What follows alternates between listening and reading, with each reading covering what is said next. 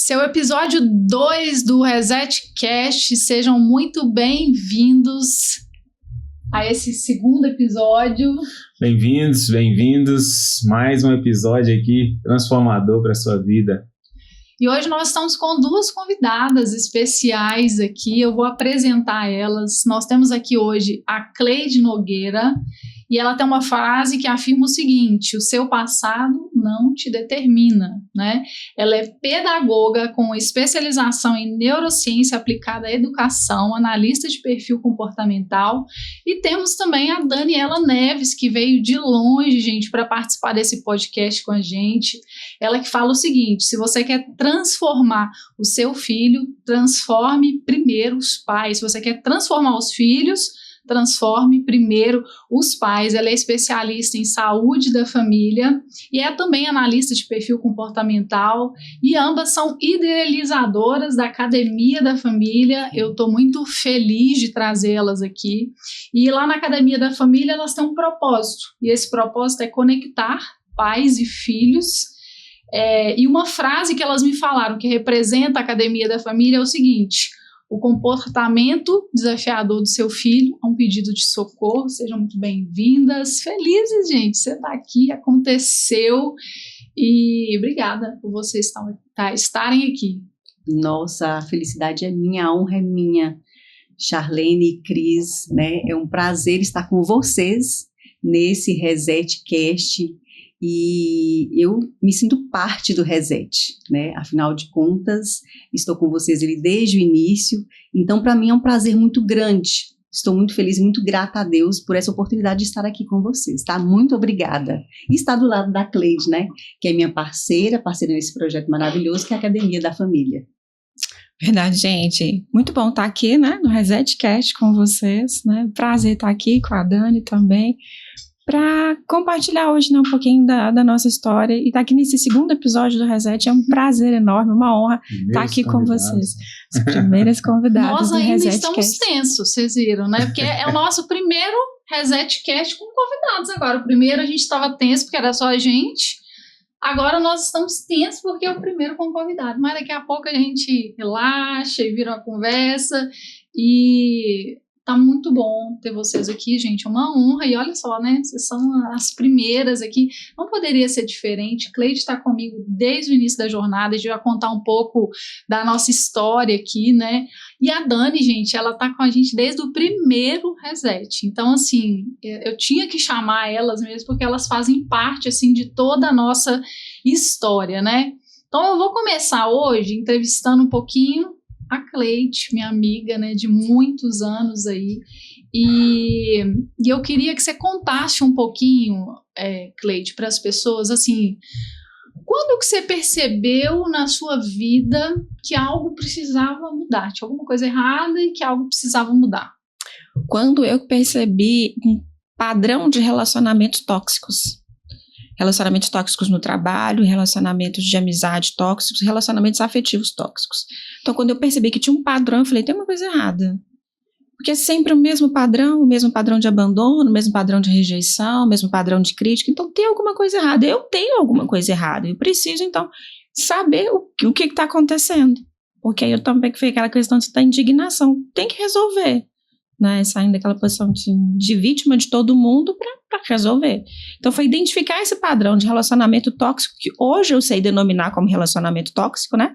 Mas na época era o mesmo padrão de abandono, de rejeição, de crítica, trabalho, amigos, afetivo. Então, assim, tem alguma coisa errada que precisa ser resolvida. E no meio desse caminho, assim, que você foi percebendo isso, você já se abriu de cara, né? Você falou assim, não, preciso mudar, vou mudar, ou você resistiu, ou ficou ali, né, ou no orgulho, ou achando que não precisava mudar? Teve alguma resistência ali, né, nesse meio do caminho para essa mudança? Você percebeu, mas algo precisava mudar, mas sei lá, para onde que eu vou, o que eu faço? Uma das grandes ciladas que a gente tem no relacionamento tóxico é a questão do abandono. Então, você tem medo de ser abandonado, medo de não ser amado. Então, a gente se submete a várias coisas no relacionamento tóxico. Então, Qual que foi o entrave? Era o medo de ser abandonado. Então, o que eu vou fazer? Eu precisava do aval das pessoas para saber o que fazer. Aí você conversa com um, conversa com outro, eu comecei a fazer análise, comecei a fazer terapia, e as pessoas começam, mas não tá dando resultado. E aí fui procurando outras alternativas, mas assim, eu não tinha ainda dentro de mim ferramentas o suficientes para identificando mudanças, porque tinham muitas coisas para serem resolvidas. E aí ficar ouvindo outras pessoas, não fazendo as minhas próprias escolhas, foi um entrave, né? Quando eu vi que trabalhar com as emoções não era o caminho certo, né? Que eu tinha que fazer. Nós tinha muitas receitas, as pessoas nos dão várias receitas. Então, nessa cilada de perder a afetividade dos outros, né? Aquele medo de perder a afetividade dos outros, então eu vi ouvindo várias opiniões, mas nenhuma delas realmente resolveu o meu problema. Mas isso foi um entrave ali para começar a resolver os problemas emocionais. Para quem não sabe, gente, a Cleide veio, né, de um casamento. Gente, se tiver alguma coisa que vocês não quiserem falar, vocês não precisam, né, falar, porque tem coisa que é pessoal. Eu gosto de contar um pouco da história, porque as pessoas se conectam com as nossas histórias e elas percebem e falam assim, nossa, essa pessoa passou pelo mesmo que eu. Porque às vezes a gente olha para vocês, né, a gente vai falar muito sobre o que vocês fazem, né, sobre quem vocês são hoje, né, e a pessoa pode olhar e falar assim, ai, né, mas para ela é fácil. A vida da Cleide é fácil, para a Dani é fácil, para o Cris. Então eu gosto muito de contar a história para as pessoas entenderem, né, de onde que a gente veio, o que aconteceu. Você veio de uma... Você falou que a hora que você percebeu é que então você tinha um relacionamento antes, né? Você separou e depois você foi vivendo esse relacionamento tóxico e sua ficha só caiu depois. Então antes você estava como que inconsciente de que você tinha algum problema. Inconsciente que tinha algum problema, porque fui vivendo a vida, então assim, a pessoa com a qual me relacionava estava infeliz, então o que eu posso fazer para essa pessoa ficar feliz? O que eu posso abrir mão de mim mesma, né? Então os meus amigos não deixam essa pessoa feliz, então eu vou me afastar dos meus amigos, para minha casa ficar harmoniosa, para o meu casamento ficar harmonioso. Não, esse tipo de roupa ele não gosta, então eu não vou usar mais esse tipo de roupa, né? Maquiagem ele não gosta, então eu também não vou usar mais. E ambientes diferentes, né? Ele gosta que eu frequente ambientes que não tenham a ver com os meus valores, mas é o meu marido, então eu vou nesses ambientes. E o que vai acontecendo quando a gente começa a negociar os nossos valores? A gente vai perdendo a identidade. E à medida em que a gente perde a identidade, é aí que a gente quer agradar o outro e que a gente vai entrando cada vez mais fundo nesses relacionamentos tóxicos. Então a gente vai perdendo a identidade, né? E se submetendo aos desejos do outro, a vontade do outro, né? Quanto tempo você ficou casada? 11 anos. 11 anos. E eu vejo, assim, muitas mulheres saírem de relacionamentos, assim, acabadas, né? É o que você falou na identidade, né? De não saberem, tipo, eu não devo ter valor. Essa pessoa me abandonou, né? Essa pessoa me deixou. Por mais que eu fiz o meu melhor, é lógico que no meio do caminho a gente aprende, né? Que muita coisa a gente falhou ali também, mas eu vejo as mulheres vindo numa identidade bem destruída, né? Então a pessoa sai desse relacionamento achando que, né, ela, né, não tem valor, né? Não tem valor, na verdade, não é só o que eu não tenho valor, mas eu saí me perguntando, quem sou eu? Eu me lembro que a primeira vez que me perguntaram, quem é você? Eu dei todas as minhas referências profissionais. Eu sou pedagoga, eu trabalho assim, eu trabalho assado e tal, escola, né? Mas quem é você? Aí eu me perguntei, mas quem sou eu? E ele me faz uma segunda pergunta, qual que é o seu hobby? Eu falei, eu nem me lembro mais do que eu gostava de fazer, do que eu gosto de fazer. Qual que é a sua cor predileta? Nossa, acho que é verde. Então, assim, a gente vai perdendo essa identidade de quem eu sou, o que eu gosto, quais são os meus valores, né? Os limites de respeito. E como a gente está nessa de não se saber quem é, então é muito mais fácil entrar em outros relacionamentos também que você vai sendo tipo um camaleão, né? Tipo, se eu não tenho valor, eu vou procurar alguém que não me dê valor. Porque a gente procura sempre o similar, né? Então eu vou para um relacionamento de amizade também que me desvaloriza, vou para um relacionamento amoroso novamente que desvaloriza, um trabalho que não valoriza as minhas potencialidades, mas quais são as minhas potencialidades? Né? O que eu tenho de bom desempenho? O que eu sei fazer? No que eu sou boa para fazer? né? E passar muitos anos fazendo o seu melhor, e esse seu melhor também não ser reconhecido, faz com que a gente, então, ache que não tem nada de bom para oferecer. E qualquer coisa que recebe está muito bom. Qualquer caminho serve, né? Então, a sua consciência veio nessa repetição de atrair pessoas, né, com o mesmo padrão que não te dava valor. Padrão, né, de rejeição. E sempre sentir aquela rejeição, né? E aí eu tenho uma história muito legal com a Cleide, gente, porque assim, a gente começou na jornada juntos, né? Então, assim, hoje a gente estava conversando, né? Ela falou assim, a Charlene tem um poder de entrar na mente das pessoas. E aí ela diz que eu entrei na mente dela, porque assim, eu acho que quando eu entrei nessa jornada, eu falei assim, não vou sozinha, alguém tem que ir comigo. Não, comigo. Eu sempre fui assim, de querer levar as pessoas comigo, se for bom, se for ruim, a gente vai descobrir, né? E nesse início lá que a gente buscou mentoria, né, que a gente buscou começar a se desenvolver pessoalmente, eu chamei ela para ir, né? E a gente teve percepções diferentes, porque eu tava assim, super desconfiada, eu era espiã, né? Eu vou descobrir esses negócios lá, vai cerebral, ninguém vai me enganar, porque eu sou muito esperta, né? E a Cleide, né, você estava mais aberta. Na verdade, conta um pouquinho assim, como é que foi essa busca de mentoria? Foi assim, né, por livre e espontânea pressão. A gente começou então, né, nessa jornada juntas, nós fomos para uma imersão de inteligência emocional. Na época que nós fomos, né, eu já estava divorciada, estava no luto do divórcio e tinha acabado de ser demitida. Então, divorciada, demitida, só que eu até falei com a Charlene assim, né, aconteceu, fui demitida e Deus tem outras coisas melhores, vamos caminhar. E nós fomos para essa imersão, e lá nessa imersão, que eu fui justamente por livre e espontânea pressão, porque a Charlene falou, dia tal, você paga isso e nós vamos. Eu falei, não vou, que negócio é esse? Eu não fazia ideia do que era, não tinha a menor ideia. E aí você vai, eu paguei e fomos. Chegamos lá no dia, assim, nós chegamos, assim, todo mundo correndo, aquela correria toda. Eu falei, pra que esse povo tá correndo? Não, só mais um monte de palestra que eu vou ouvir aqui e tal. E aí, quando foi acontecendo todo o processo de imersão, que durou alguns dias, eu fui entendendo nesse processo de imersão muitas coisas que me eram me faladas em terapia que eu não conseguia entender. Então, ali dentro, naquele processo de imersão, eu consegui dar significado e eu consegui, então, com que fosse gerada uma consciência do porquê que eu atraía sempre o mesmo padrão de pessoas tóxicas em relacionamentos, em trabalho e com amizades. O que estava acontecendo ali, né? Quais que eram as minhas dificuldades emocionais, de onde que elas vinham, né, da minha infância. Todas as rejeições pelas quais eu passei na infância, os períodos de ausência e aquilo que foi me causando, né, de sentimento de abandono, de rejeição e de menos-valia. Então, nesse processo ali, eu entendi o que aconteceu, né? E aí, eu entendendo desse processo, maravilhada com o que estava acontecendo ali, né?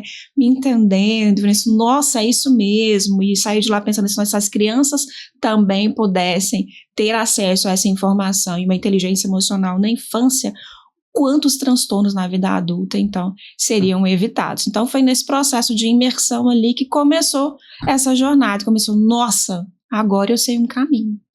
É importante a gente falar aqui, né, igual ela falou assim, a questão da terapia. Gente, a terapia é maravilhoso, né, todos os processos são incríveis, mas às vezes existem outras ferramentas que ajudam a gente. Eu falo que é a questão da sinapse, né? A gente recebe muita informação, só que às vezes não juntou a sinapse. Às vezes você recebe ali, né, uma imersão, você recebe uma outra ferramenta, uma outra visão. Por isso que a gente tem que estar com o coração aberto, né, meninas, assim, para se desenvolver daquilo que a gente ainda não sabe, porque cada coisa vai nos ajudar de uma forma até que aquela nova sinapse se junte novamente e a gente entende. Então foi isso. Então foi isso. Então foi isso. Por isso. Então naquela fala daquele dia é isso que ela queria dizer. Isso. Então trouxe luz, né?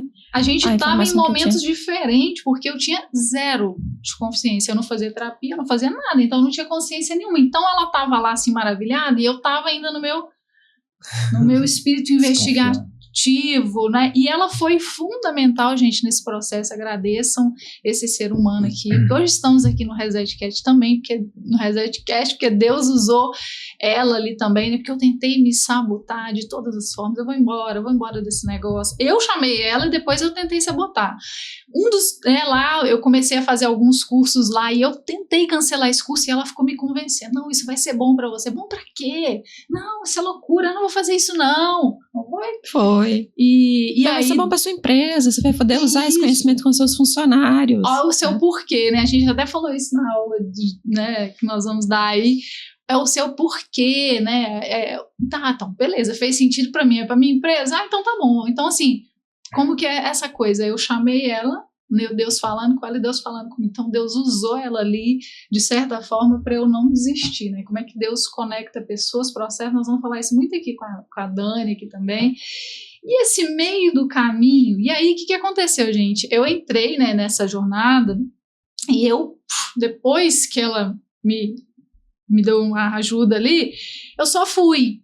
E ela foi uma das primeiras pessoas que eu ajudei com o mentorado, foi uma das primeiras, né? Que eu falei assim, não, amiga, eu vi coisa demais, vem aqui, senta aqui, que eu contei no primeiro ResetCast, que no início eu fazia ali, eu ajudava meus amigos, eu não cobrava nada, eu fazia, e ela foi uma dessas primeiras pessoas que eu agarrei ali na mão, ajudei ela ali, e a gente tem histórias assim. Histórias e histórias para contar desse processo, né? Que a gente começou o processo, né? E eu fugi do processo. Porque quando às vezes a gente tem conhecimento, né? A gente tem ali consciência das coisas, você abre uma caixa de Pandora. Então, várias coisas que precisam ser resolvidas. Então, muitos males saíram ali e precisavam ser resolvidos. Então, nesse processo, a gente ia resolvendo paulatinamente todas as coisas. O bom é que quando uma foge, a outra puxa, né? Era assim. Então, assim, teve um equilíbrio, cada hora era onda. Quando uma estava embaixo, a outra puxava para levantar. E aí, né, eu fugia do processo, a gente marcava a sessão, eu não ia. Por quê? Porque doía ter que olhar para mim, olhar para as minhas dificuldades ali e ter que resolver, né? Porque uma das frases que mais mexia comigo era, né, de que você merece tudo aquilo que você tolera. Então, assim, a questão da autorresponsabilidade. A vida que eu tenho é minha responsabilidade, consequência dos meus atos, e é muito mais fácil colocar a culpa no outro, né? A culpa é da minha mãe, a culpa é do meu pai, a culpa é do meu ex-marido, a culpa é do meu chefe, a culpa é do meu colega de trabalho, a culpa é do meu amigo, que ele não sabe nem escutar uma crítica. Então, a culpa é sempre do outro. Aí você entender, não, é porque você não sabe falar para realmente alcançar o coração da pessoa. Não, é porque no relacionamento a dois, os dois têm culpa. Ou deu certo porque os dois queriam dar certo, ou deu errado porque alguma coisa estava truncada. Então, você também tem uma parcela. Então, no seu trabalho, seu chefe chamou sua atenção porque você não fez algo que deveria ter sido feito, ou da maneira como deveria ter sido feito. E quando a gente acha que sabe tudo, né, que tá fazendo o seu melhor, fiz o meu melhor, ainda não fui aceito pelo meu melhor, então você fica truncado. Então, eu tinha essa caixa de Pandora para resolver. Eu não tinha ferramentas emocionais para resolver. Então, era muito difícil, né? E aí você começa a falar, aí você vai fazer uma sessão, mas fala de seu sonho, que sonho? Aquele que você dorme, acorda, né? Não, e sonhos, e ressuscitações, fala de seus sonhos e tal, não sei o quê.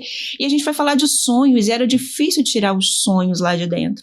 Porque o medo deles nunca acontecerem, né? O medo, assim, de me frustrar porque esse sonho não vai acontecer, era melhor você deixar ele guardado, concretado.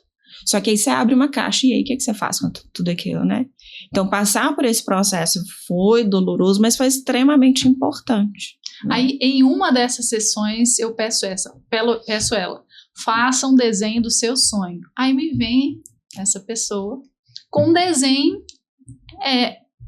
aqueles desenhos maravilhosos que eu também faço, né? Pauzinhos assim, ela, o namorado. E acho que tinha um avião. Tinha viagem. Tinha muita coisa. Tinha muita coisa? Tinha, era uma paisagem. Eu fiquei tão chocada que eu fiquei assim, mas é porque ela queria outra coisa, entendeu? O meu desenho era uma paisagem maravilhosa. Eu queria interferir no desenho dela, eu sou essa pessoa. Tinha uma picape maravilhosa desenhada, tinha as pirâmides do Egito, tinha avião. Então, assim, que era o meu sonho, que era sair viajando pelo mundo. Eu fiquei tão chocada que eu não vi as pirâmides. Eu não vi nada disso. Livre e desimpedida. Só love. Entendeu? Dinheiro no bolso, só love. Foi o que eu desenhei. Entrego o desenho pra Charlene. Pra quê? Eu só vi que não tinha. Olha só pra você ver. Hoje que eu tô descobrindo tanta de coisa que esse desenho tinha. Porque eu só vi assim, gente, tem um filho? Cadê uma família aqui? E na época você tava com quantos anos? Tava com 40. Não, tava uns 38. Não. Na época? Não, eu estava com 40. Porque eu estava com o Gabriel, já estava com 40. Mas foi logo em seguida, não foi? Não, acho que você já processo? tinha mais. Eu acho que você já tinha mais. Não tô querendo botar assim, ser mais velho. Era entre 39 e 40. Eu acho que você já tinha 40 mais. Porque o sentimento que você tava era de impossibilidade, né? 40 mais. Eu acho, não tenho certeza não. Depois você faz as contas. Não vamos ficar revelando a idade dela, não. Vamos ficar... Já revelou. Mas, e aí eu falei com ela, por quê? Ela veio de um relacionamento em que foi falado que vocês não podiam ter filhos, né? Que, tipo assim, só que o marido dela separou e logo em seguida... A gente já quer abrir outra parte da caixa de Pandora. Não. Eu me separei 2 anos depois da separação, meu ex-marido, que não podia ter filhos comigo, engravida namorado. 2 anos depois. Só para as pessoas entenderem que na cabeça dela o problema era ela. Né? Então, tipo assim, eu não posso ter filho, então eu nem vou me frustrar, eu nem vou permitir nem vou mexer com isso mais, porque isso não é pra mim. Se durante 11 anos de casado nós não tivemos filhos, 2 anos depois que ele foi embora, ele engravidou a namorada, isso não é pra minha vida. Então eu não vou mexer com isso mais, isso não é mais sonho, vou enterrar, que é melhor. E aí eu fiquei vendo ali, né, e engraçado que eu acho que Deus, ele me deu um poder de ver futuro, assim, mas não é assim, não é poder de ver futuro, é tipo assim, é os olhos da fé, né, é olhar além daquilo que, então assim, se a gente crê que Deus é um Deus impossível, né, que Deus é aquele Deus que pode todas as coisas, mesmo que a circunstância falar, a idade, a medicina, ela falava, eu já fiz isso, já fiz aquilo, já, né, enfim, e não dá pra mim, mas eu creio em Deus, creio na palavra, creio nos milagres da Bíblia. E é isso que é fé, né? Lá em Hebreus fala. Fé é acreditar naquilo que não se pode ver. Exatamente. Então isso que é fé. E aí eu falei pra ela assim, já com raiva, né? Que eu sou intrometida, gente. Com as coisas assim, vocês vêm fazer com o processo comigo, eu sou intrometida, né? A Dani sabe, sou intrometida. Então eu falo assim, gente, mas tem certeza? Pra expandir a mente, para expandir, porque eu lá atrás contei no podcast que a Isa me perguntou qual é o meu sonho, eu não sabia responder, né? Então eu sabia o que era estar naquele lugar de que não é ter sonho. E aí ela, não quero, eu fui cutucando ela olhou para mim e eu lembro assim, do olhar dela, assim, eu não quero me frustrar mais, Charlie. E naquele dia eu falei, não, vai sonhar, vai se permitir, fiz ela colocar, eu fiz ela colocar uma criança no desenho. E hoje a criança tem quantos anos? 5 anos. Se chama Laura. Você ganhou ela com quantos anos? Com 42 anos. 42 anos, sem imposto. Gente, a gente descobriu, ela estava com 5 meses. Ela achava que estava com gases, né? Que tava, gente, é verdade. A questão, Dani, eu tenho intolerância à lactose. E aí veio o ano de 2020, gente. A gente já veio 5 meses, ela estava nascendo, gente. Em março de 2020, o mundo fechou. E aí, pandemia. E aí, como eu trabalho em escola, eu trabalhava como coordenadora de uma escola, e aí a diretora dessa escola, às 5 horas da manhã, já começava a mandar as mensagens, já queria ter resultado e queria trabalho, porque a gente não podia perder aluno. Então, já começava toda uma pressão ali. E trabalhando em casa, né? Trabalhando de home office. Então, eu ficava no computador o dia inteiro, sentada. Então, quando foi mais ou menos assim o mês de maio, eu comecei a passar muito mal, com muita azia, com vontade de vomitar. Eu falei assim, gente, sabe que eu tô grávida? Aí na internet, né, sintomas de gravidez. Enjoos matinais, não, só enjoo de tarde, tô vomitando, isso é pressão demais, né, porque por causa da pandemia e tal. E assim foi, só que chegou um dia, no mês de agosto, isso desde maio, junho, julho, agosto. Mês de agosto, assim. Ou seja, pré-natal, aquela coisa nada. Né, gente, gravidez de risco, né, 42, não sei o quê. Tava engordando de comer demais, ficar sentada, ociosa, né? Como é que é ácido fólico, alimentação, aquelas vitaminas, não teve nada. Só remédio pra azia. Omeprazol. Ela tomou remédio que pra azia, direto, todos os dias. E aí a barriga endureceu de um dia pro outro, falei, é câncer. Minha família tem câncer, isso é câncer. Isso foi de sábado pra domingo. E a minha mãe, isso é gravidez. Eu falei, não é, que eu já fiz o exame de farmácia, deu negativo, não é. Minha mãe, isso é neném? Eu falei, não é. Vou fazer o exame amanhã, que seria uma segunda-feira, só para tirar a dúvida. Eu vou fazer um HCG para depois marcar uma endoscopia, porque isso é câncer, não tem outra. Não tem. Fez o HCG às 3 da tarde na segunda, saiu o resultado na segunda, às 7 horas da noite. 19.999. Falei, mas o que é isso? Fala se é negativo, positivo. Tem? Não tem? Aí mandei pra uma amiga minha, pra Vivi Rever. Vivi, o que é isso? Ela, neném. É você? É você. Aí minha cabeça foi lá em 2021 e voltou pra cá. Se eu vou ter emprego, não vou ter emprego, eu vou ter filho agora, que irresponsabilidade, não sei o quê. O Espírito Santo falou, não vai faltar nada. Fração de segundos, aí eu sentei. Só eu. Estou grávida. E aí falei com o meu marido, com o Gabriel, né? Ele ficou branco. Porque foi aquela surpresa. Mais Então, mais branco ainda. Então, assim, meu primeiro ultrassom, gente, foi o morfológico. Né? Com 5 meses de gravidez, 22 semanas. Eu conto isso, as pessoas não acreditam. Falam que eu fiquei escondendo. Eu esconder pra quê? Né? Que foi uma bênção na minha vida, algo que eu jamais O primeiro ultrassom que você fez, inclusive, eu fui pra descobrir o que era, pra fazer quem sabe a primeira ainda que era revelação, fazer a revelação, né? E aí eu já cheguei assim, eu não acreditei, porque a gente não tava se vendo assim, sempre eu olhei, meu Deus, ela tá com barriga, já tá quase ganhando, menina, ela não sabia que ela tava, sabe aquele episódio, eu não sabia que estava grávida, era essa pessoa. Sou eu. Então, assim, eu sempre falo com ela, toda vez que a gente está duvidando de alguma coisa, eu falo, olha pra Laurinha. Então, esse é o Deus de milagres, né? Esse é o Deus que faz, esse é o Deus Pai, né? Que se importa com aquilo que a gente até mesmo acha que a gente não quer mais. Porque você vê que você ainda tentou rejeitar mesmo depois, tipo, isso não é pra mim, né? Quantas vezes Deus manda bênção, Deus manda coisas pra gente e a gente fica assim, o que eu faço? Não é pra mim. Né? A gente quer rejeitar, quer correr, não, vem pro podcast, não, eu não, chama o outro. Né? Eu fico vendo lá as meninas, eu vou falando assim, não, tá bom. Mas chama o outro. É a coisa de rejeitar aquilo que, né, Deus vai colocando pra gente. Mas aí a gente trabalha emocional e graças a Deus, por isso estamos aqui, né?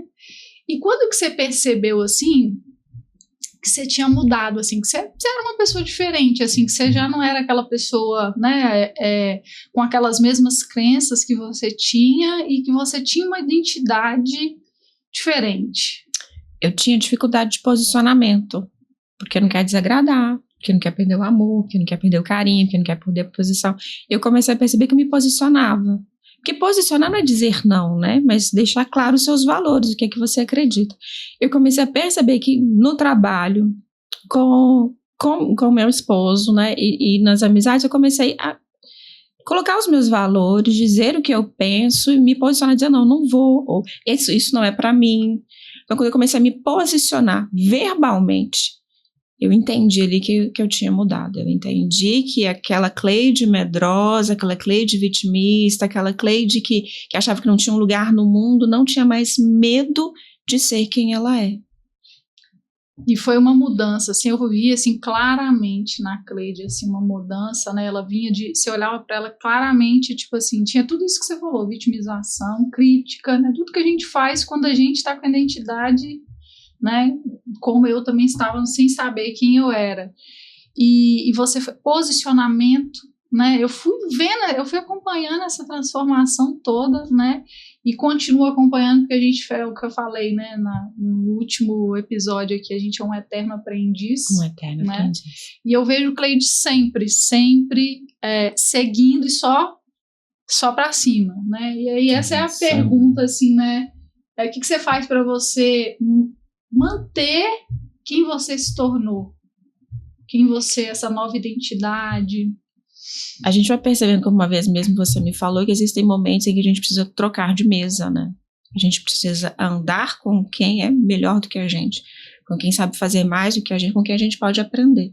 Então, estou sempre buscando aprender, buscando mentorias, buscando cursos e relacionamentos, network com pessoas que estejam onde eu gostaria de estar, né? Que fale a mesma linguagem que já eu quero falar e coisas que eu tenho aprendido. Então, eu tenho mudado de mesas para continuar nesse aprendizado. E é isso, e aqui estamos nessa mesa nova, nessa mesa, né? Glória a Deus, né? E agora vamos falar um pouquinho com a Dani, gente, essa pessoa maravilhosa, que eu amo, assim, pra mim ela já faz parte da minha família, pra mim ela é minha amiga de infância. Faço mesmo. E Dani tá comigo desde o primeiro reset, Dani tá comigo, né, como mentoria individual, uma das, né, lá do início também, foi uma das primeiras, desse novo ciclo meu, assim, foi uma das primeiras. Então tem muito tempo que a gente tá junto, mas eu vou deixar o Cris conduzir isso aqui, porque foi o Cris que deu esse presente para mim, que foi a Dani. Pois é, gente, olha só. A Dani conheceu a Chá através de mim. Exatamente, graças ao Cris, tá, gente? Se não fosse o Cris, ele, como sempre, né, é instrumento de Deus na minha vida e na vida de muitas pessoas. Então, e na verdade foi antes do reset, viu, Chá? Sim. Por isso, sim. né, porque a gente começou lá, né, quando a gente estava fazendo um curso juntos, né, Cris? Isso. E lá, ele, como sempre, muito orgulhoso da esposa que ele tem, né, falando muito bem da esposa, levando o nome dela por onde ele vai. Mas ela já tinha passado no processo, tá? Porque o primeiro episódio a gente, né, revelou que ele foi bem guerreiro, mas aí, tipo assim, não, vem cá, você tem que conhecer minha esposa, porque assim, aconteceu umas coisas com ela, mais ou menos isso, né? Ela vai te ajudar com certeza, porque eu não sei o que aconteceu. Ela encontrou um caminho ali, ó, e dá pra gente seguir esse caminho. Foi. E interessante a gente falando hoje, né, Dani, sobre como que Deus vai colocando pessoas no nosso caminho que vão nos elevando de nível, que vai nos abençoando, que vai nos mostrando mesmo aonde a gente precisa ali melhorar, né, mudar, e a Dani é essa pessoa, né, assim como a Cleide, pessoas que só agregam, né, para a nossa vida. Então a gente vai falar com a Dani agora um pouquinho, Dani, contar um pouquinho da sua história, assim como a Cleide contou, né, como que foi esse início, né? Quando que você percebeu que você precisava mesmo de mudança? Como é que foi esse aí? Até você chegar a encontrá-la no primeiro curso. Nossa, gente, a gente sempre encontra um momento de dor, né? Então, esse momento de dor, ele estava relacionado à maternidade. Foi lá quando Manuela, minha primeira filha, ela tinha 5 anos de idade. Eu tive a Manu no ano de 2009.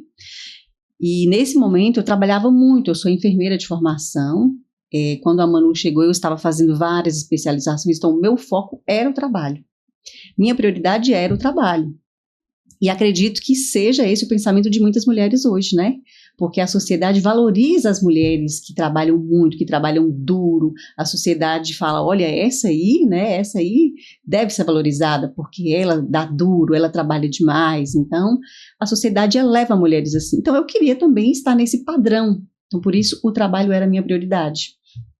Então eu saía muito cedo, chegava muito tarde em casa, criar filhos não era a minha prioridade, e eu já tinha uma filha, mas com 5 anos de idade ela começou a pedir socorro. Ela começou a dar muitas birras, ela começou a ter choros ali que não tinha fim mais, eram noites inteiras chorando. Então, uma birra ou outra, né, é comum, mas todos os dias, episódios de birra, todos os dias, passar noites inteiras chorando. Eu ia trabalhar no outro dia caindo de sono, porque eu não dormia. E isso não é normal. E aquilo ali me levou a refletir, me levou a pensar. Falei, o que está acontecendo? Tem alguma coisa errada aqui. Você trabalhava como o quê? Fala pro pessoal. Você falou? Eu trabalho como enfermeira, né? Estava trabalhando como enfermeira, me ausentava o dia todo e ainda levava muito trabalho para casa. Então, a Manu começou a sentir isso. Ela começou a sentir essa ausência. Ela começou, todas essas manifestações dela, eu não sabia como lidar. Como lidar com a birra, como lidar com esse choro, eu totalmente despreparada, eu não tinha informação nenhuma, eu não tinha preparo nenhum, eu não estudei para ser mãe, né? E então, naquele momento ali, eu me vi totalmente entregue àquela situação. Eu falei, e agora, o que eu vou fazer? Eu não tenho solução, eu não sei por onde começar. Então, ali eu tive eu já tive ali a revelação, né? Deus já começou a falar comigo. Então, na dor, nosso coração se abre mais para estar diante do Senhor, para se relacionar com Ele. Então, ali Deus também começou a falar comigo, né? Não é assim, tem alguma coisa errada. Então, Manuela tinha 5 anos e eu fui arrastando, né, esse problema por vários anos. E quando ela fez 9 anos, eu estava novamente em crise. E ali, nessa altura, eu já tinha 3 filhos, né? Manuela, Mariana e Wagner Mateus. Então não era um filho só, já eram 3 filhos e vivendo a mesma situação. Birra, despreparo para lidar com a maternidade, total desinformação. E ali o Senhor me chamou e falou: peraí, Dani, você não entendeu ainda que eu te entreguei uma família para você cuidar? Você ainda não entendeu que você tem que priorizar a sua família? E aquilo foi muito pesado para mim. E eu falei: mas Senhor, eu preciso aproveitar esse momento, a minha juventude, para trabalhar bastante. Depois eu, vou me dedicar mais à minha família. E Deus me respondeu. Ele falou: depois é tarde demais. Então aquilo veio assim como uma flecha para mim. A gente tem uma sensação que a gente tem a vida inteira, né, pela frente, né, Dani? Tem muita coisa para ver. Eu vejo que as pessoas vivem a vida assim, né? Tipo assim, tem muita coisa para eu viver. E um dia eu mexo com isso. Um dia eu vou sonhar. Um dia eu resolvo esse problema. Um dia. Aí isso. Hoje eu tô sem tempo. Hoje eu não tenho dinheiro. Aquelas objeções, né? Já falando um pouco sobre isso, você teve alguma assim, resistência na questão de mudança? Né? Porque a gente sabe que às vezes não é fácil você sair de um padrão que você viveu às vezes a vida inteira, que você aprendeu, e aí você sair desse padrão para um outro. Você teve alguma resistência em relação à mudança? Aquilo que você precisava fazer para que você mudasse? Total resistência. Mudar não é fácil. A mudança, ela traz assim um medo, né? Ela vem acompanhada de um medo. Então, eu também vivi esse medo da mudança, esse medo de dedicar um pouco mais para a família, um pouco mais para os filhos, né? De dividir ali um tempo do trabalho com os filhos também e com a família. Eu tive medo desse processo todo aí. Eu tive medo dessa mudança. E nisso eu encontrei muita resistência. Por isso que o meu primeiro momento de crise foi quando Manu tinha 5 anos. Ela já tinha 9 anos e eu não tinha resolvido nada ainda. 4 anos já tinham se passado. E nesses 4 anos, né, eu já tive Mariana e Wagner Matheus já estava completando 1 ano de idade. Foi nesse momento que eu falei: não tem como mais, já estava doendo muito. Todas as áreas da minha vida estavam problemáticas, né, emocional, espiritual, financeiro, social, conjugal, com os filhos, todas as áreas da minha vida estavam comprometidas. Então eu falei: eu não quero continuar mais assim. E a partir desse momento eu comecei a buscar ajuda, buscar conhecimento, buscar inteligência emocional, e foi nessa busca que eu conheci o Cris, né, Cris? E já terminando lá o curso que nós estávamos fazendo, né, já nos 45 do segundo tempo, que eu fui conversar com ele. A gente não tinha conversado ainda. E eu conversei com ele, e nessa conversa, a Charlene entrou nessa conversa, né, ele falou dela, e eu me interessei, eu falei: eu preciso fazer um processo de coach com ela. E logo que eu me retornei, a gente também entrou na pandemia, né, todos os estabelecimentos foram fechados, mas eu entrei em contato com ela e nós começamos o atendimento online, né, Chá? Que ano? 2020. 2020, pois Março de 2020. Eu tinha um pouco de resistência, na verdade eu já tinha começado, mas eu até contei no último podcast que eu tinha um pouco de resistência de fazer online, porque eu tava muito ali, né, aquela coisa, né, era super intenso ali o presencial, e fazia ela não sei o que, xing, lá. Eu falei: cara, como é que eu vou fazer isso no online? Mas aí distante veio a pandemia, da pessoa, né? Mas aí veio a pandemia e eu obrigou. Já tive que começar. Então, mas imagina se eu não tivesse enfrentado isso, eu não teria te atendido, e a gente atende tantas pessoas, tantos lugares, né? Brasil e fora, a gente não teria nem se encontrado, não teria me permitido, né? Então, e com isso já a gente entende que o diferencial não é ser online ou presencial, mas é a entrega, né? Sim, com certeza. Entrega durante o processo, entrega durante a entrega da pessoa. E isso eu vi em você, vejo no Cris e em mim, a vulnerabilidade. Né? Porque tem pessoas que vêm e acham assim que você vai resolver o problema dela. Fala assim: eu venho aqui, a Charlene, vou vir que a Charlene vai resolver o meu problema. Mas eu sou só uma condutora nesse processo. A gente é só vocês também, né? São mentores, todos vocês. E vocês sabem disso, né? A gente é só um condutor das pessoas. Vale muito do que a pessoa do tanto que ela tá abrindo o coração, ficando realmente vulnerável, porque eu já vi, gente, pessoa que veio para processo com a capa, com uma máscara. Aí eu fico assim, gente, o que eu tô fazendo aqui? Né? E às vezes a pessoa não foi do coração dela, às vezes alguém pagou para ela, empresa, não sei o quê. Por isso hoje eu penso bem quando alguém fala assim, faz aqui pro meu funcionário. Opa, se o funcionário tá querendo, se a pessoa tá querendo, né? Porque isso tem que ser muita pessoa. É a questão da autorresponsabilidade, né? A gente tem que estar aberto à mudança. Se eu não estou aberto à mudança, se eu não entendo que eu não tenho nada para mudar, então nada também vai acontecer. E você tava super, sempre esteve vulnerável e aberta. Essa questão da vulnerabilidade, ela é tão, tão importante, e tem pessoas que às vezes entram na jornada mesmo, né, de mudança, de transformação, mas como elas não se abrem totalmente, existem, né, ali algumas caixas ali que ela, não, essa aqui eu não vou mexer não. E aí ela se vê travada no meio do caminho, né, e não sabe por quê, porque ela não foi vulnerável o suficiente para mexer naquele lugar ali que às vezes vai trazer uma dor, vai trazer um desconforto, mas precisa ser mexido, né? Precisa ser arrumado para você avançar, né? Então esse podcast não é para quem está com a vida arrumada, não é para quem acha que não tem que mudar nada, né? É para você que realmente tem algo a melhorar, né? Tem coisas novas aí para conquistar na vida.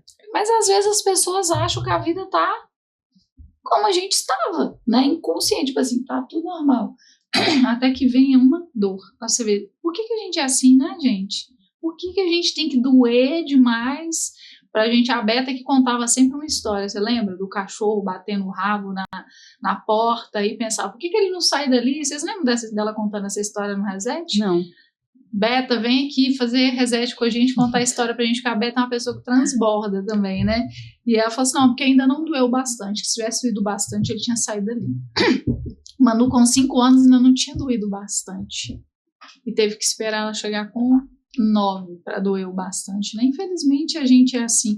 Mas é importante, né, Dani, pra gente entender, porque às vezes a pessoa pensa assim, não, passou muito tempo pra mim. Eu já ouvi tanto isso. Por que, Charlene, que eu não fui com você? Né? Por que eu não segui? Por que eu não entrei no Reset naquela época? Por que eu não fiz isso? Eu sempre falo, gente, o momento é agora. A gente está vivo, né? A gente está aqui. Então, mas meu tempo passou, eu já estou com 42. E daí que você está com 42 anos e tem um sonho, né? Você está vivo, né? Então, é sobre esse permitir. O negócio mais é a gente permitir, né? É verdade. E quando a gente começa a buscar esse conhecimento, novos relacionamentos, né, pessoas que edificam, você fala assim, nossa, eu achei um pote de ouro. Realmente eu posso ser uma mãe melhor. Então, se eu me capacito, eu posso ser uma mãe melhor para os meus filhos. Se eu busco conhecimento, eu posso oferecer uma palavra edificante para os meus filhos, eu posso ter uma comunicação melhor com os meus filhos. E antes eu achava que a maternidade tinha um curso natural da vida. Então, assim, a vida, o mundo é que vai criar meus filhos.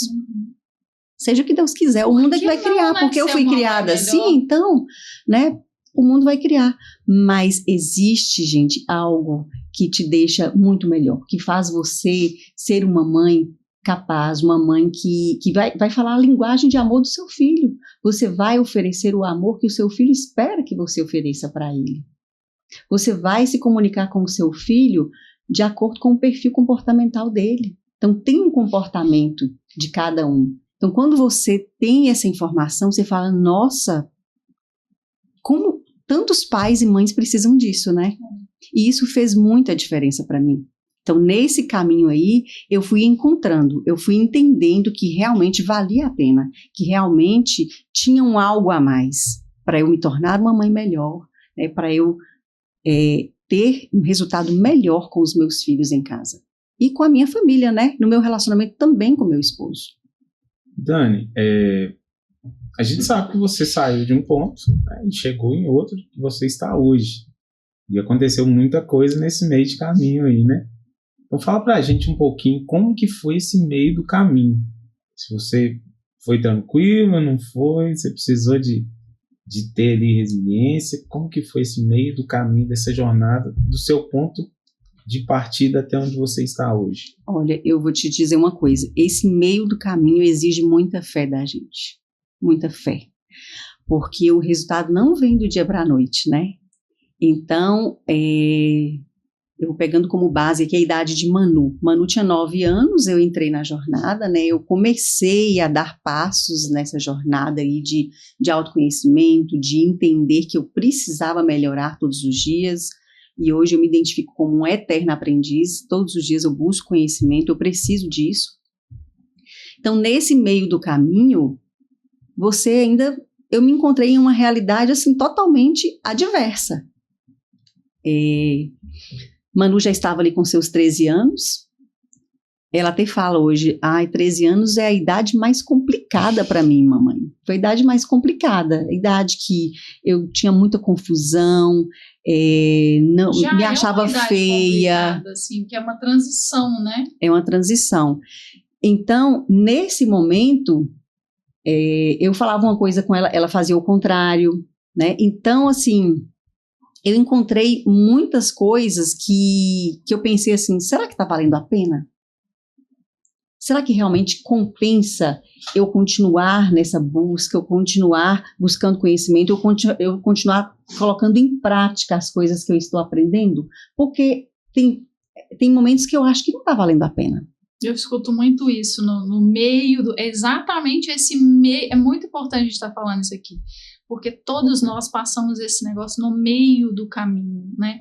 Eu estou me sacrificando, abrir mão do meu trabalho, né? Tô investindo, será que tava? E porque você não vê o resultado na hora. E aí tem também o mundo espiritual, né, Dani? Que tá ali olhando, observando e falando, ela precisa parar. Se isso for para frente, eu vou ter problema. Então, é uma guerra espiritual para a pessoa desistir. Eu escuto isso em todos os processos.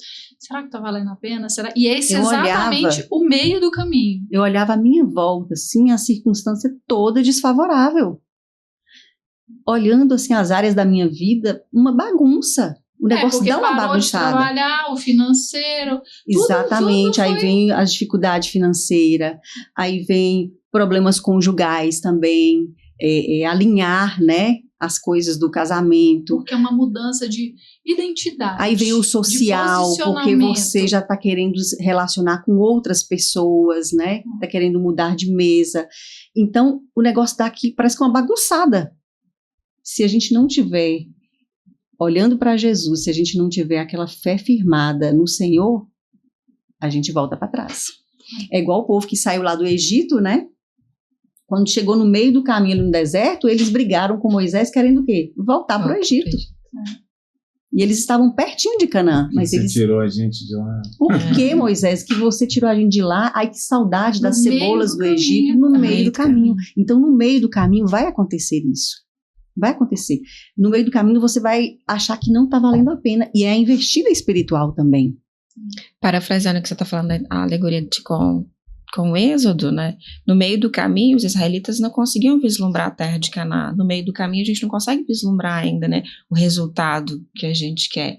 E biologicamente, a gente quer voltar para onde é seguro. Então, é seguro voltar para o Egito. Apesar de que Deus já tinha mostrado para eles que tinha uma promessa. Mas eles não viam. Sim, tinha uma promessa. Então, Deus tinha uma promessa para mim também. Ele falou, cuide da sua família, vai valer a pena. Então, escolhas exigem renúncias. Então, naquele momento, eu respirei fundo e falei, vou continuar firme. A minha rocha é o Senhor, vou continuar firme. E fui continuando, e é isso, né? Hoje eu vejo já colho alguns frutos, tenho muito que conquistar ainda, mas eu já colho alguns frutos daquelas escolhas que eu fiz lá atrás. Nossa, a sua identidade do início, eu olhando de fora como sua mentora, né? Eu olho assim, eu falo assim, gente, como você se sentia insegura, inferior, incapaz, e eu sempre vi quem você era, capaz, forte, bonita, inteligente, ela é, né, gente?